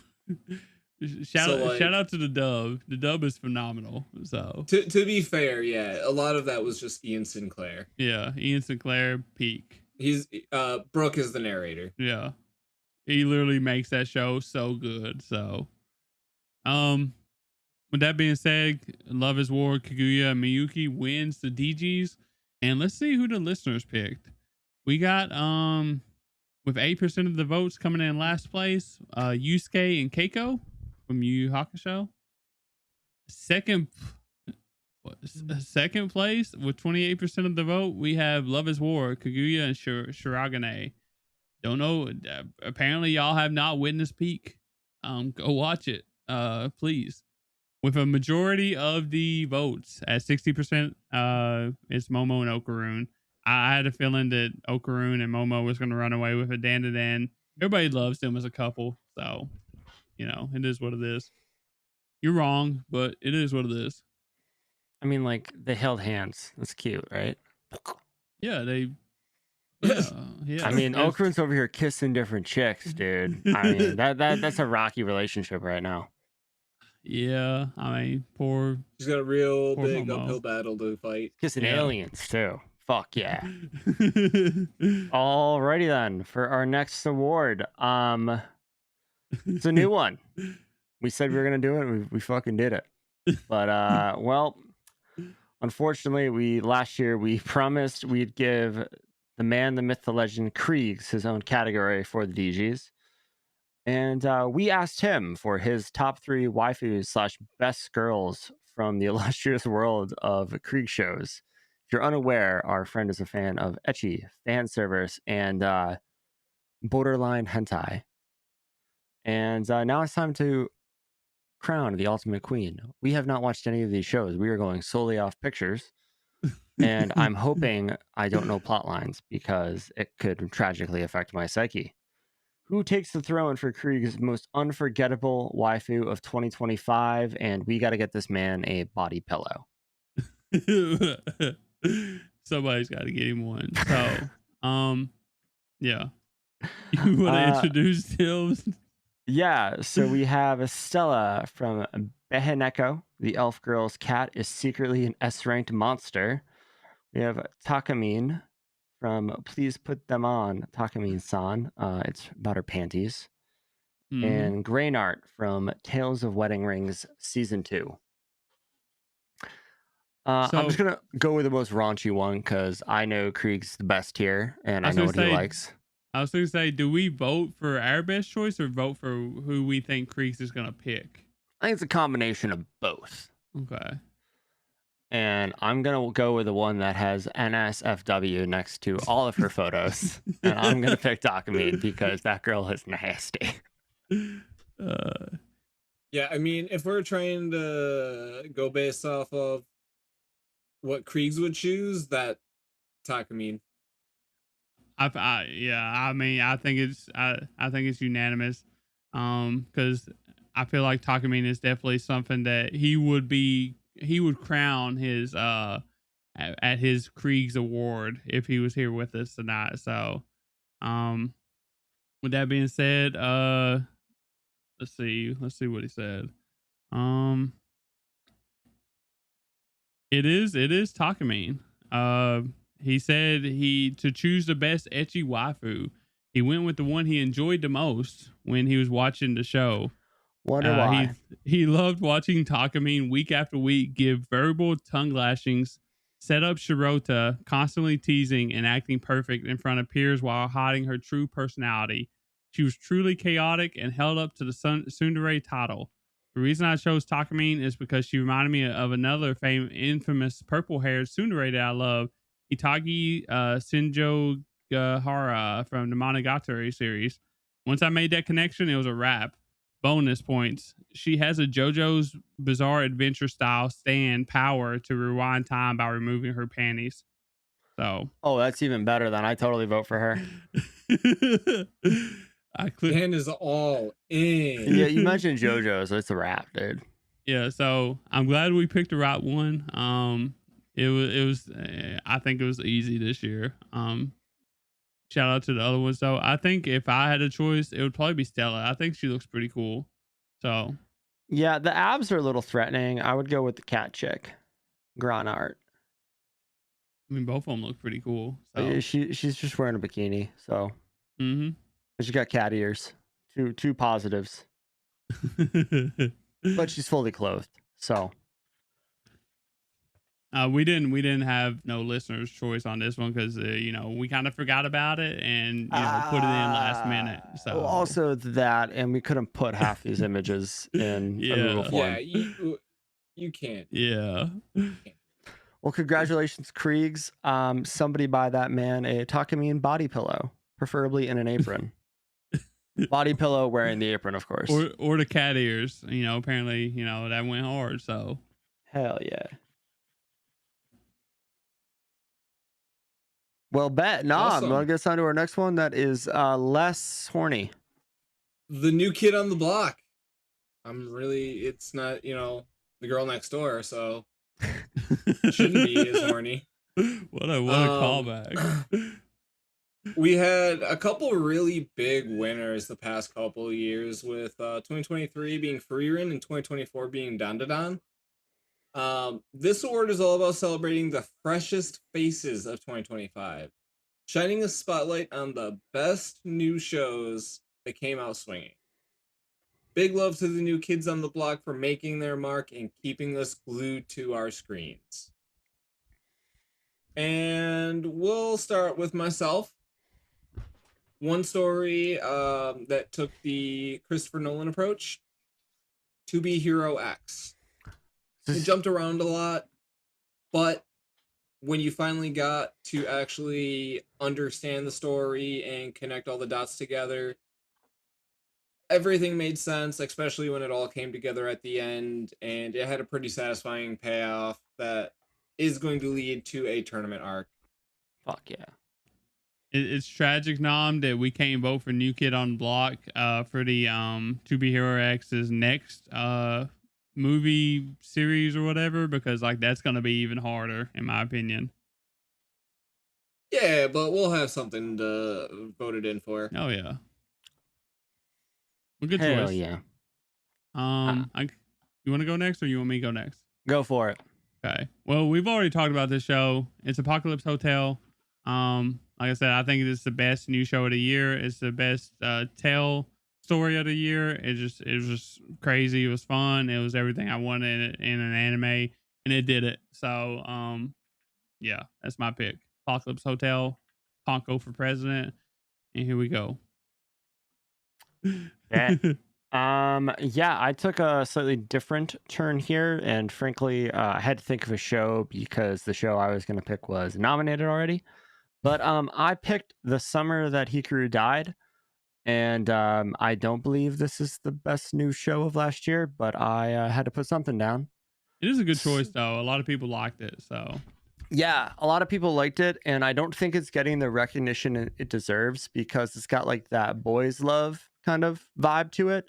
Yeah. And assholes on the internet downvoted it to hell because there were two guys that had a budding relationship. But Did really, they really? good, yeah, it got That's review crazy. bombed. It got Yeah. review bombed because two boys were good buddies. Good buddies. Yeah. Sticking their hands. Yeah. Yeah. But yeah, sticking their hands in each other's chests. Yeah. But yeah, this is it's a horror kind of like psychological thriller anime. Not my usual cup of tea, but I watched it and really enjoyed it. It kind of slowed down towards the end of it. But overall it was really good. Tyler, did you watch it? Yeah. I really enjoyed it. I think I gave it like a 9, so it wasn't like crazy high for me, but it was like really good. I look forward to the second season though. I think that, you know, if they do some things in the second season, I think it could be a 10. I could go back and change it to a 10 for me. So, but yeah, it was really good though. Like a 7, nice solid 7. That's a good rating from Dan. I mean, it is like primarily a slice of life type show, kind of, so like I didn't expect Dan to be watching it, so there's that. It's not really. It's pretty dark. Yeah, it is. I enjoy dark things. Yeah. It was really good. Definitely recommend you check it out. It is on Netflix, but based on what I said, I'm just gonna get it out of the way now. My vote is Apocalypse Hotel. Vote 2 is for Apocalypse Hotel 2. We got now. I'm gonna go with To Be Hero X. I mean, it's a good choice too, but like I always say, it's the wrong choice. Look at us, Tyler. We agreed. Yeah, I told you it was coming. There we go. Yeah, I told you it was coming. You just had to wait for the right show. That's all. Apocalypse Hotel. It did it. So we got a few write-ins here. We got Clever Test, Kowloon Generic Romance, and Fragrant Flower Blooms with Dignity. I could see 2 of those, Clever Test and Fragrant Flower. I think they're like top shows of the year. So Kowloon, not so much. I really enjoyed it, but like it had a lot of issues too. So awesome. Let's see. Okay, listener's choice. 12% at third place. Summer Hikaru Died. Second place, To Be Hero X, 32%. And coming in first place, Apocalypse Hotel with 36%. Like that was really close too. The To Be Hero X and Apocalypse Hotel. So I'm surprised about that. I didn't think Apocalypse Hotel would win listener's choice. So I'm surprised. Yeah. Summer the Hikaru Died got that many votes. Yeah, they didn't get very many. So no, yeah. But yeah, I thought To Be Hero X was gonna run away with that one. So shout out to them. Yeah, good for you guys. Great job agreeing with me and Tyler here. Hell yeah. Well, for our next award, we have the Big Brained Writers Award. And this goes to the anime with the most confusing plot or just plain terrible writing. This series easily earns a one-way ticket to the Gachiakuta pit. Down into the pit. And this show, like in the past, you know, we don't even always give this to bad shows, right? Like we've given this to shows that we actually enjoyed, like 2023, the AOT finale, which was fantastic until like 5 minutes left. That got it. And then we also gave it to Tower of God season 2 in 2024, not because it was bad, but because it totally just was like, hey, remember that first season you guys really liked? Forget about it. Go fuck yourself. Forget about it. And we're like, why did you do that? But they literally pulled a Rachel on us. We've elected to all take the bad route. And gonna let Tyler start. Yeah, so I chose Lazarus for this one. And I don't think it was like a bad show overall. I think the writing was bad, and that's what this category is about. Like, I think that if they would have like focused on not doing what they did and instead like being kind of like Black Lagoon or like a episodic like Cowboy Bebop or something like that, just like them going and doing missions and shit, I think it would actually been a really good show anime, because like it was Mappa that done it. It looked good. Like it sounded okay. The Japanese did. The dub was like it was alright, but it wasn't like good. But yeah, definitely could have been. It had high potential. It just couldn't get there because of the bad writing. So yeah, shout out to them.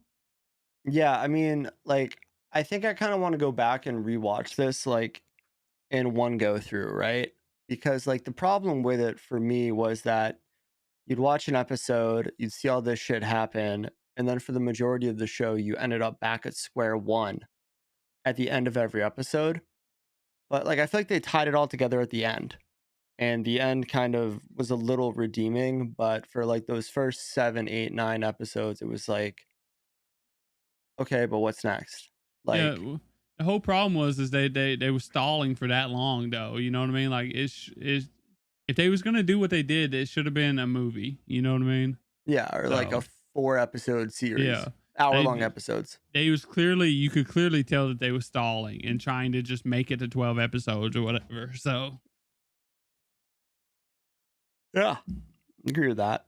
For mine, I have Sakamoto Days, solely because I hate the villain of the week bullshit.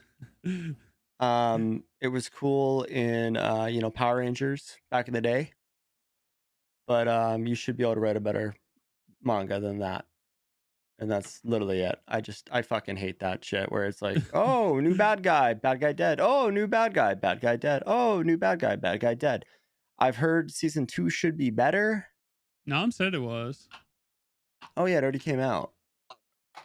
Yeah. Whoops. Yeah. It came out like summer, I think it was, but Nam said it was pretty good. So. All right. Well, I'm only talking season 1. Yeah. I don't know.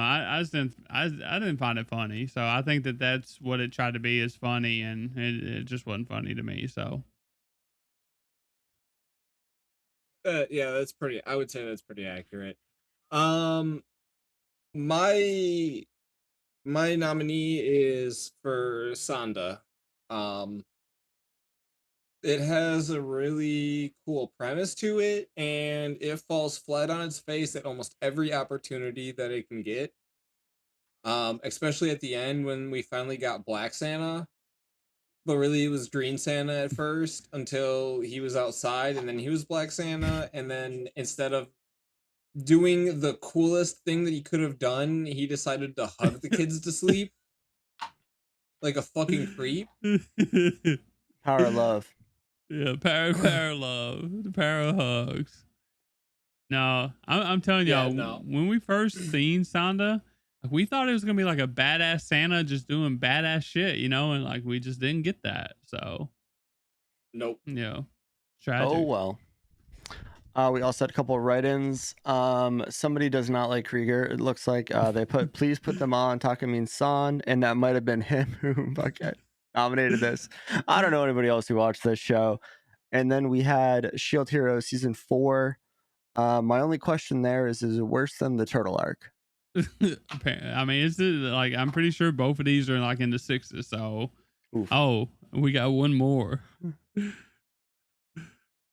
You forgot one, Dad. No, we did not. No, we did not. Somebody's trying to poke at the boys right now because somebody put One Piece in here. Somebody's gonna get banned. Maybe they misunderstood the assignment. So yeah. Anime pacing is not Oda's fault, and we're fixing it. So fuck off. So I guess for the voting, all three of them. Oh, you're gonna? Oh, I'm just voting for all three of them. I think we can all vote for all three of them and move on. Is that allowed? I don't know how you feel about that, Nom. We'll have a three-way. Yeah, three-way tie. Three-way tie for garbage. No, if I had to pick one, it'd be Sonda. I did not like Sonda. If I had to pick one, it'd be Lazarus. Sonda. Lazarus, man, it just pisses me off. All three of them. Fuck it. It's our award show. We can do what we want. Okay, the listener's choice. Let's let the listeners decide. Okay. So at 12%, last place we got Sakamoto Days. Second place with 28%, we got Sonda, and the winner of the bad big brain riders is Lazarus with 36%. So, yeah, they agree that Lazarus is terrible. All right, all bad. So, but yeah, they are right this time. Honestly, any of them would have been right. So they're all right. Yeah, they're not terrible shows. They're just not good either. So you know what the worst part is we watched all of these on the rundowns. We had to suffer for 12 weeks.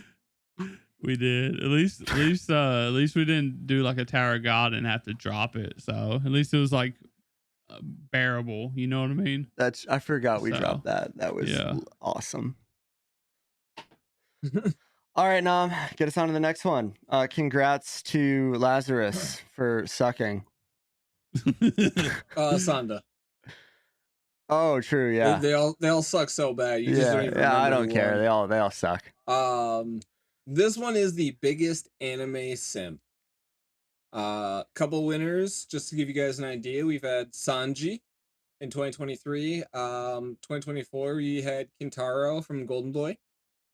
And from 2025, this one's going to the biggest anime simp. The title for the most hopelessly, unapologetically down bad. And let's be real, this one's got to exist. And it's not Krieg's. I mean, it's not the Krieg's Award, but if I could award it's the PG Krieg's Award. If I could award this to Krieg's, I would. maybe he can be like Gigak one day and write his own anime, and then we can nominate him in. It'll be Red's girlfriend with just Krieg's face on the last panel. Oh God. So let's go ahead and have Tyler get started with this one. Okay, so I picked the simp himself from Chainsaw Man, Denji. I don't know how else to describe him except he's basically like the same version of Sanji. Like he's a worse version of Sanji, I think. He's no Kintaro though. Yeah, oh no, he's no Kintaro. But like Denji, I think that if you asked him to do those things, that he would do those things, but he's not going to do them willingly. I have not seen Denji take a woman's spit onto his tongue and enjoy it. Nobody's asked him. Makima has not asked him yet. That's true.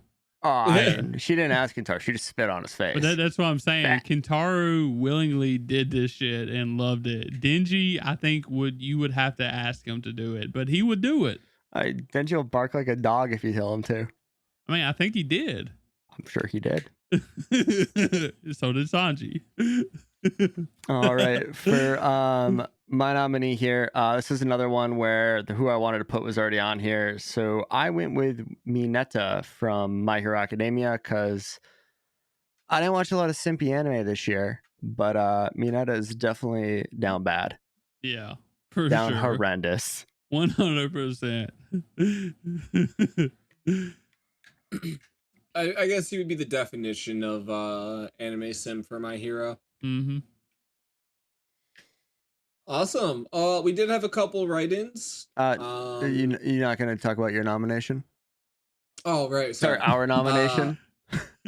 Our nomination is going to our favorite teacher. And did he win the Super Senpai? Or Senpai? No, I think it went to a tie, and then Tsukasa won. Remember, because Dan left it up to the listeners. Yep. Well, unfortunately for everyone else, this one here is no debate. Onizuka. Man literally became a teacher because he wanted to have a bunch of young schoolgirls at his bedside when he's finally old and dying. Hell yeah. I don't know how much more simpy you can get. Hell yeah. At least as far as 90s. It was the 90s. It was okay back then. Yes. But anyways, to the write-ins real quick, we have Yuka from Ave Mujika.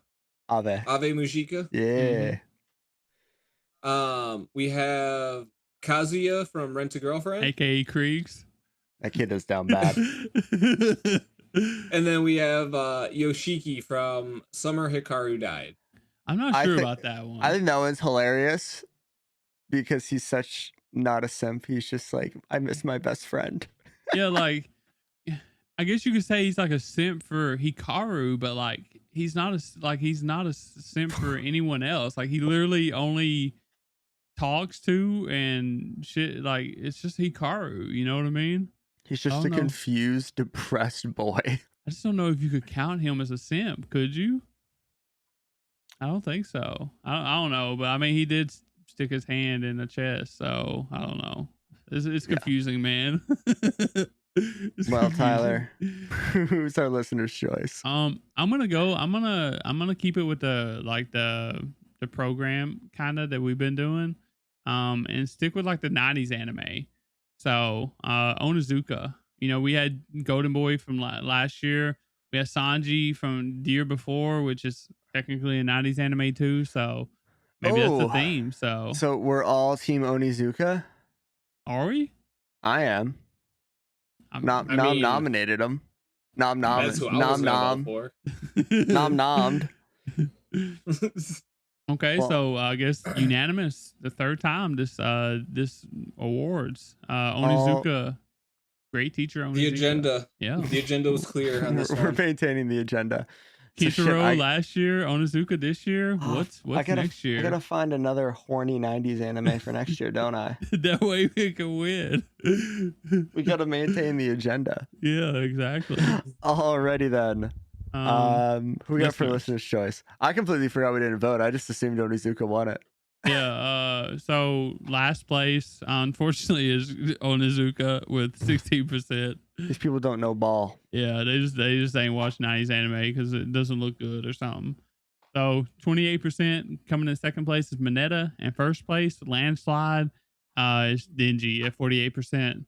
Which I understand Denji pick. He's a good runner up. You know, like if Onizuka wasn't here and it wasn't for the agenda, I would have picked Denji. So, but he still would have lost. Yeah, I mean, I would have even without the agenda. But we got to maintain that. Rent a Girlfriend's main character though, that's a great choice. That's a hella great choice. Dude is down bad. You can tell from the title of the show and the 4 episodes you made me watch. Awesome. Next one we got. They got that dog in them. Can I pet that dog? This is for the character who barrels forward with unshakable confidence, unstoppable tenacity, and a will that simply cannot be broken. When it's their moment to shine, we're all betting on them to steal the show. In the past, we had Fuko in 2023 for that awoken clutch gene. In 2024, we had a tie of Laos and Umamiya from Windbreaker. Well, it was 2 different categories. We combined them this year. Combined them. Yeah. I don't even remember who Laos is. Dungeon Meshi, the one that literally had the dog in him. He literally had the dog in him. Yeah. Yes. We should have put Denji up for this one. He's got Pochita in him. I mean, that's a damn good call, honestly. Why didn't we think of that?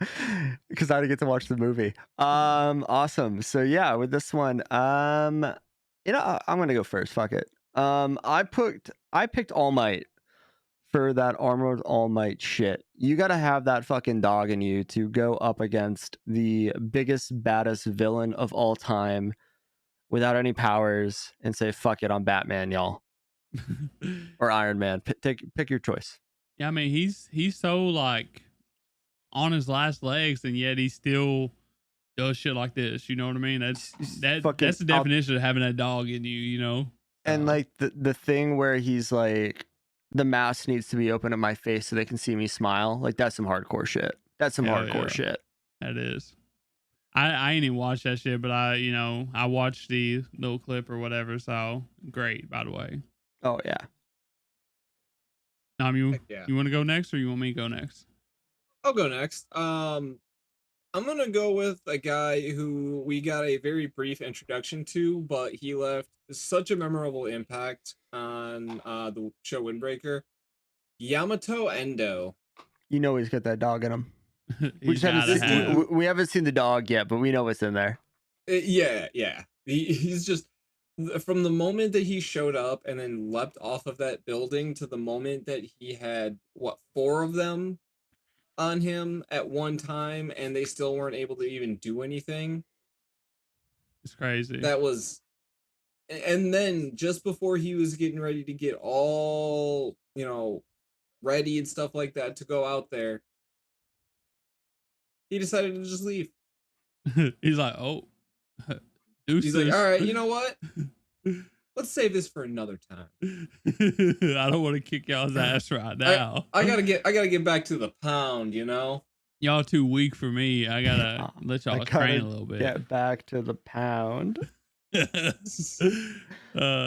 is a good. I mean, any dude that literally like jumps off the roof and like lands like super cool, he's got that dog in him, bro. Hell I ain't trying to do that, so you got it.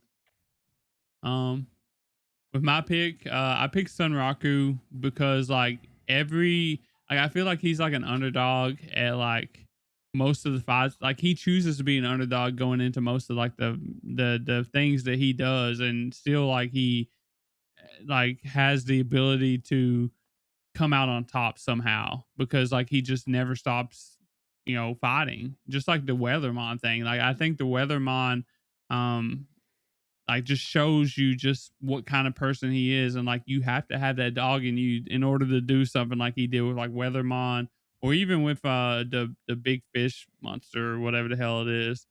I like there's several examples, like Lakagon even, like you literally have to have the dog. Like he literally has a dog in him. Like he's got Lakagon's curses, right? Yeah, you're right. Yeah, he's literally got like a dog in him, kind of. It quite literally prevents him from wearing clothes. So, but yeah, perfect example, I think. So, yeah, Sunraku is a very fun character. I mean, if you've never played a video game and just nerfed yourself into oblivion just to have a challenge, it's his life. That's what he does. Yeah, straight up dog. Awesome. So, Nam, who you got? For this one, I'm probably gonna end up going with Sunraku. Okay. Like, respect. Like literally has that dog in him. Quite literally. As much as I do love the fact that Sunraku has a dog's curse within him, we're never gonna talk about this show again. It's kind of like Matt Stafford getting the MVP. Just because he's old and it's his Lifetime Achievement Award. I got to give it to All Might. This is All Might's Lifetime Achievement Award because we've never given him shit. And Armored All Might was just a fucking bang up time. Just seeing him, like, if you want to talk about unshakable confidence, tenacity, and a will that can't be broken, old man in the Iron Man suit takes the cake. Okay. With my vote, I'm gonna have to go with Sunraku, even though All Might's like really cool. I didn't watch it though, so I don't really have the ties to it, I guess you can say. But Sunraku, on the other hand, I think he's a great choice for this. So I got to give it to him. Just because he has a dog in him. But that and he, that's a big reason. Like that's He why was like, That's why I give I'm on the Loud. edge, but he dogged. Yeah. Yeah.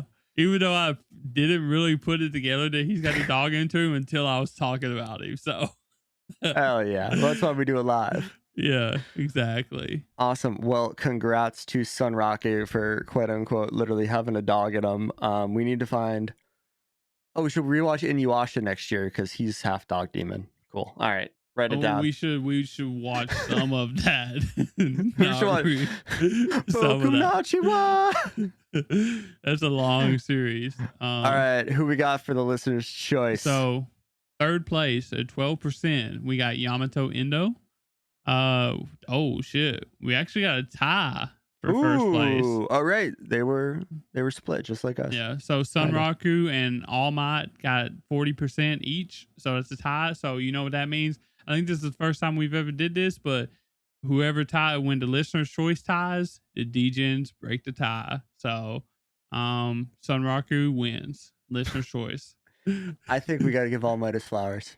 Oh, you gotta do it for the old man. Okay. Yeah, no. We would voters can get that. I was going to say we can do an official vote, and I vote yes to pass that. So motion adjourned. Sunraku for the Degeys and All Might for the listener's choice. So as a dog. Okay. All right. To the next topic that we got, the golden mic. And have you ever heard a voice actor completely lose themselves in a role? Performance that gives you chills, makes every scene unforgettable, and nails the very soul of the character. Big shout out. They've earned themselves a golden mic for that one. Mm-hmm. And to kind of give you guys a bit of an idea here, the only winner previously so far has been Ghost Stories of 2024. The whole damn dub, baby. Yeah. The whole damn thing. Just, hey, do whatever you want. Have fun with it. They did. My God, like hearing some of those jokes was just crazy. It was so terrible, but so good, bro. Incredible. All right. Dan, you picked an absolute fantastic choice. Let everyone know who your nomination is. Yeah, so my nomination for this is a legend. We got Christopher Sabat. You might know him from a lot of shows. He's a dub voice actor. I don't think we have any sub voice, no Japanese voice actors here because fuck yeah, America. But yeah, I picked him. He was in a lot of shows, and I feel like this guy's just a legend, so we got to give him his flowers. And we didn't do it last year because we made this award to talk about ghost stories. I believe that's what we did. Yeah, pretty much. But you know him. He is the voice of Vegeta, Piccolo, All Might, Yun-Hoo from Solo Leveling. He is the White Tiger. And then I don't know who Ahu is, but he was in a show for a character named Ahu this year. So count it. Ain't Ahu To Be Hero X dog?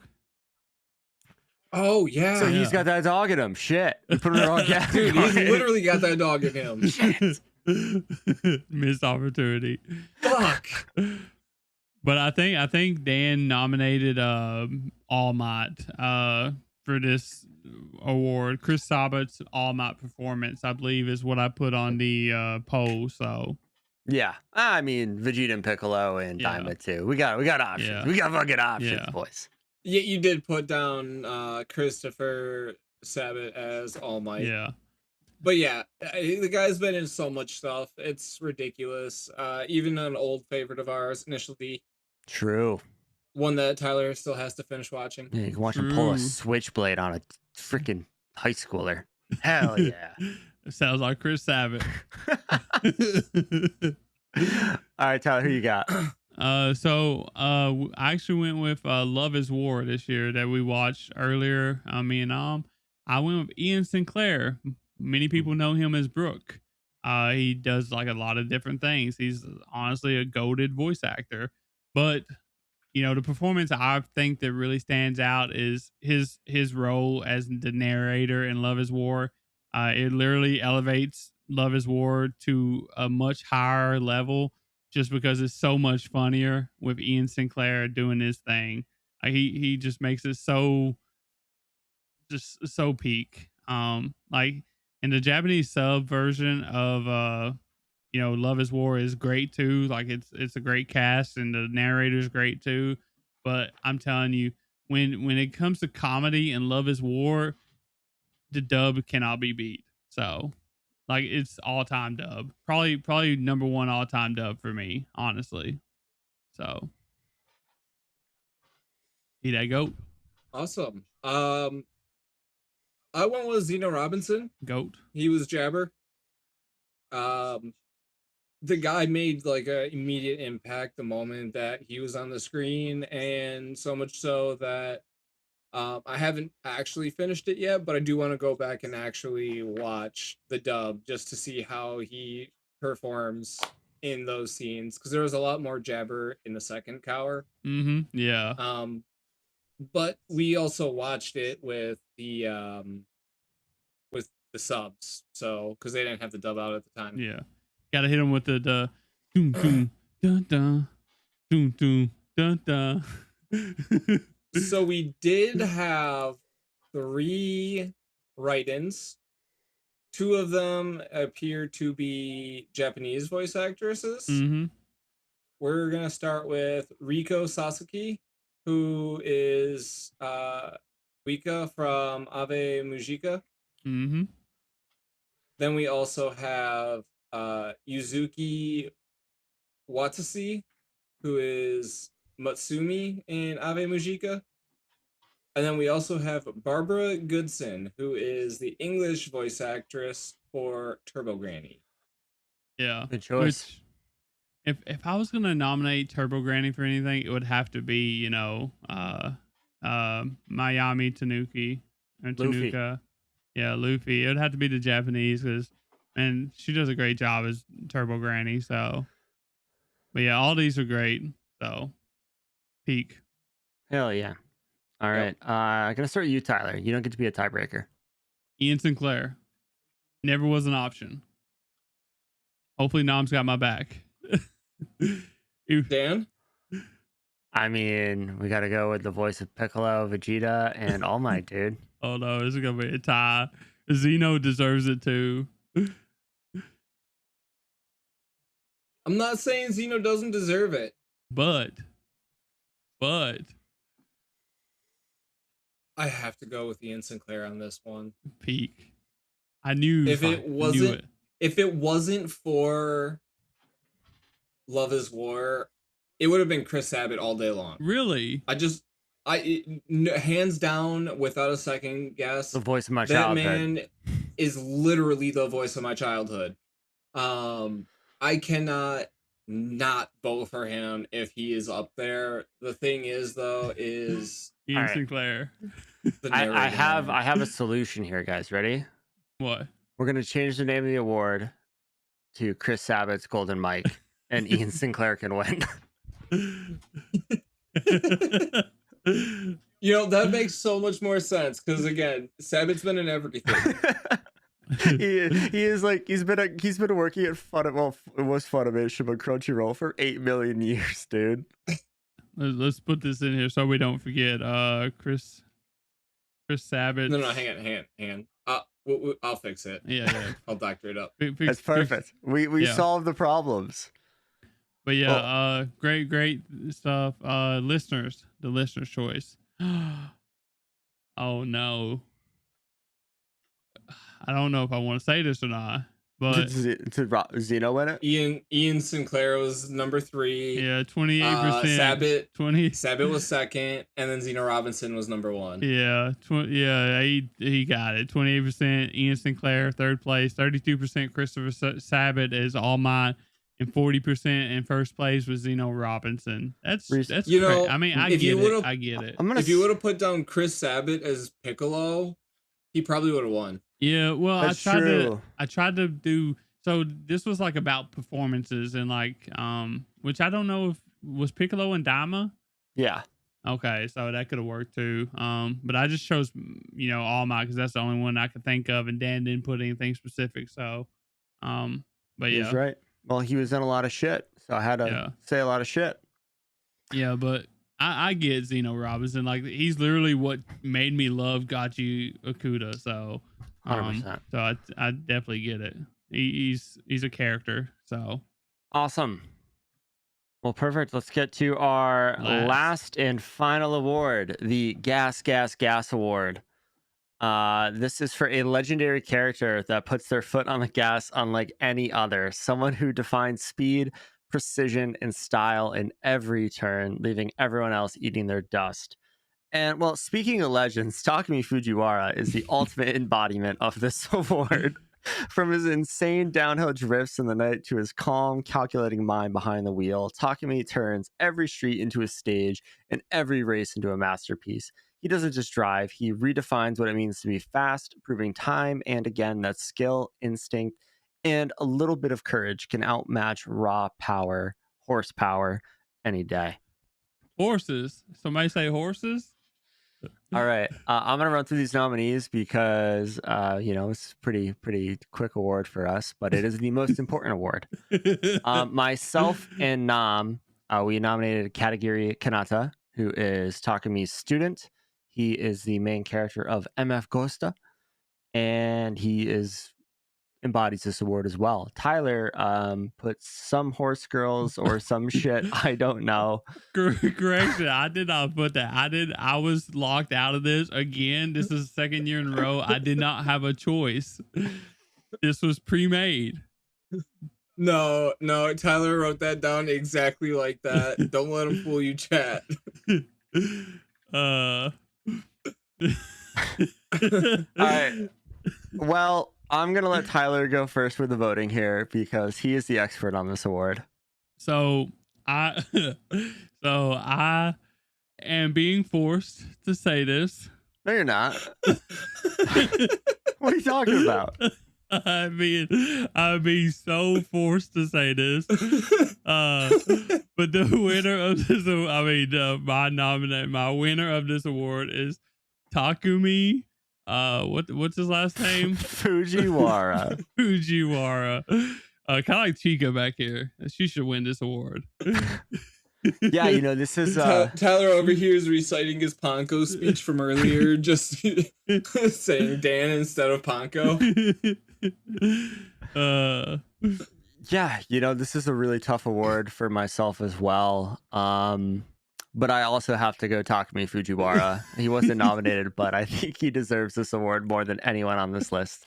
Man, that's crazy. Cause I was really looking at all the nominees that we put down, right? And like they were really, really good choices. I mean, some horse girl. Who doesn't love some horse girl? Dude, I was thinking some shit. I don't know. I do love like that. That could have been a fantastic choice. Dude, you remember that race where some shit I don't know fucking won it? Let me tell you. I do. Let me tell you. Fucking wild. It was peak, honestly. Not as peak as Takumi, though. Apparently. I think ultimately though, I'm gonna have to go with our other nominee, Takumi Fujiwara. I thought he was gonna hit you with the switcheroo. I thought you were about to say Katagiri, and I was about to be like, bro, you ruined the whole damn spiel, dude. It was always your own. No.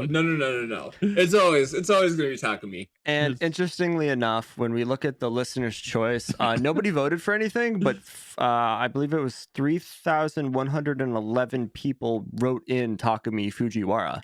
Yeah, it took a while to, calculate all those, but like it's true. So I mean, he's a goat. Awesome. That was a great way to end it. Appreciate you tuning in for the Degeys this year. Make sure to jump in the Discord and tell us we're assholes for saying you're wrong the entire time. You can find that, our socials, YouTube, and more at linktree.com/anime Degens. You guys got anything to say? We're better than Crunchyroll. Support your local podcast instead of that bullshit. Support your local skate shop, bro. Fuck big internet. Yeah. Screw big anime. Support us. All right, guys. We'll catch you next week. Peace. Later. Bye.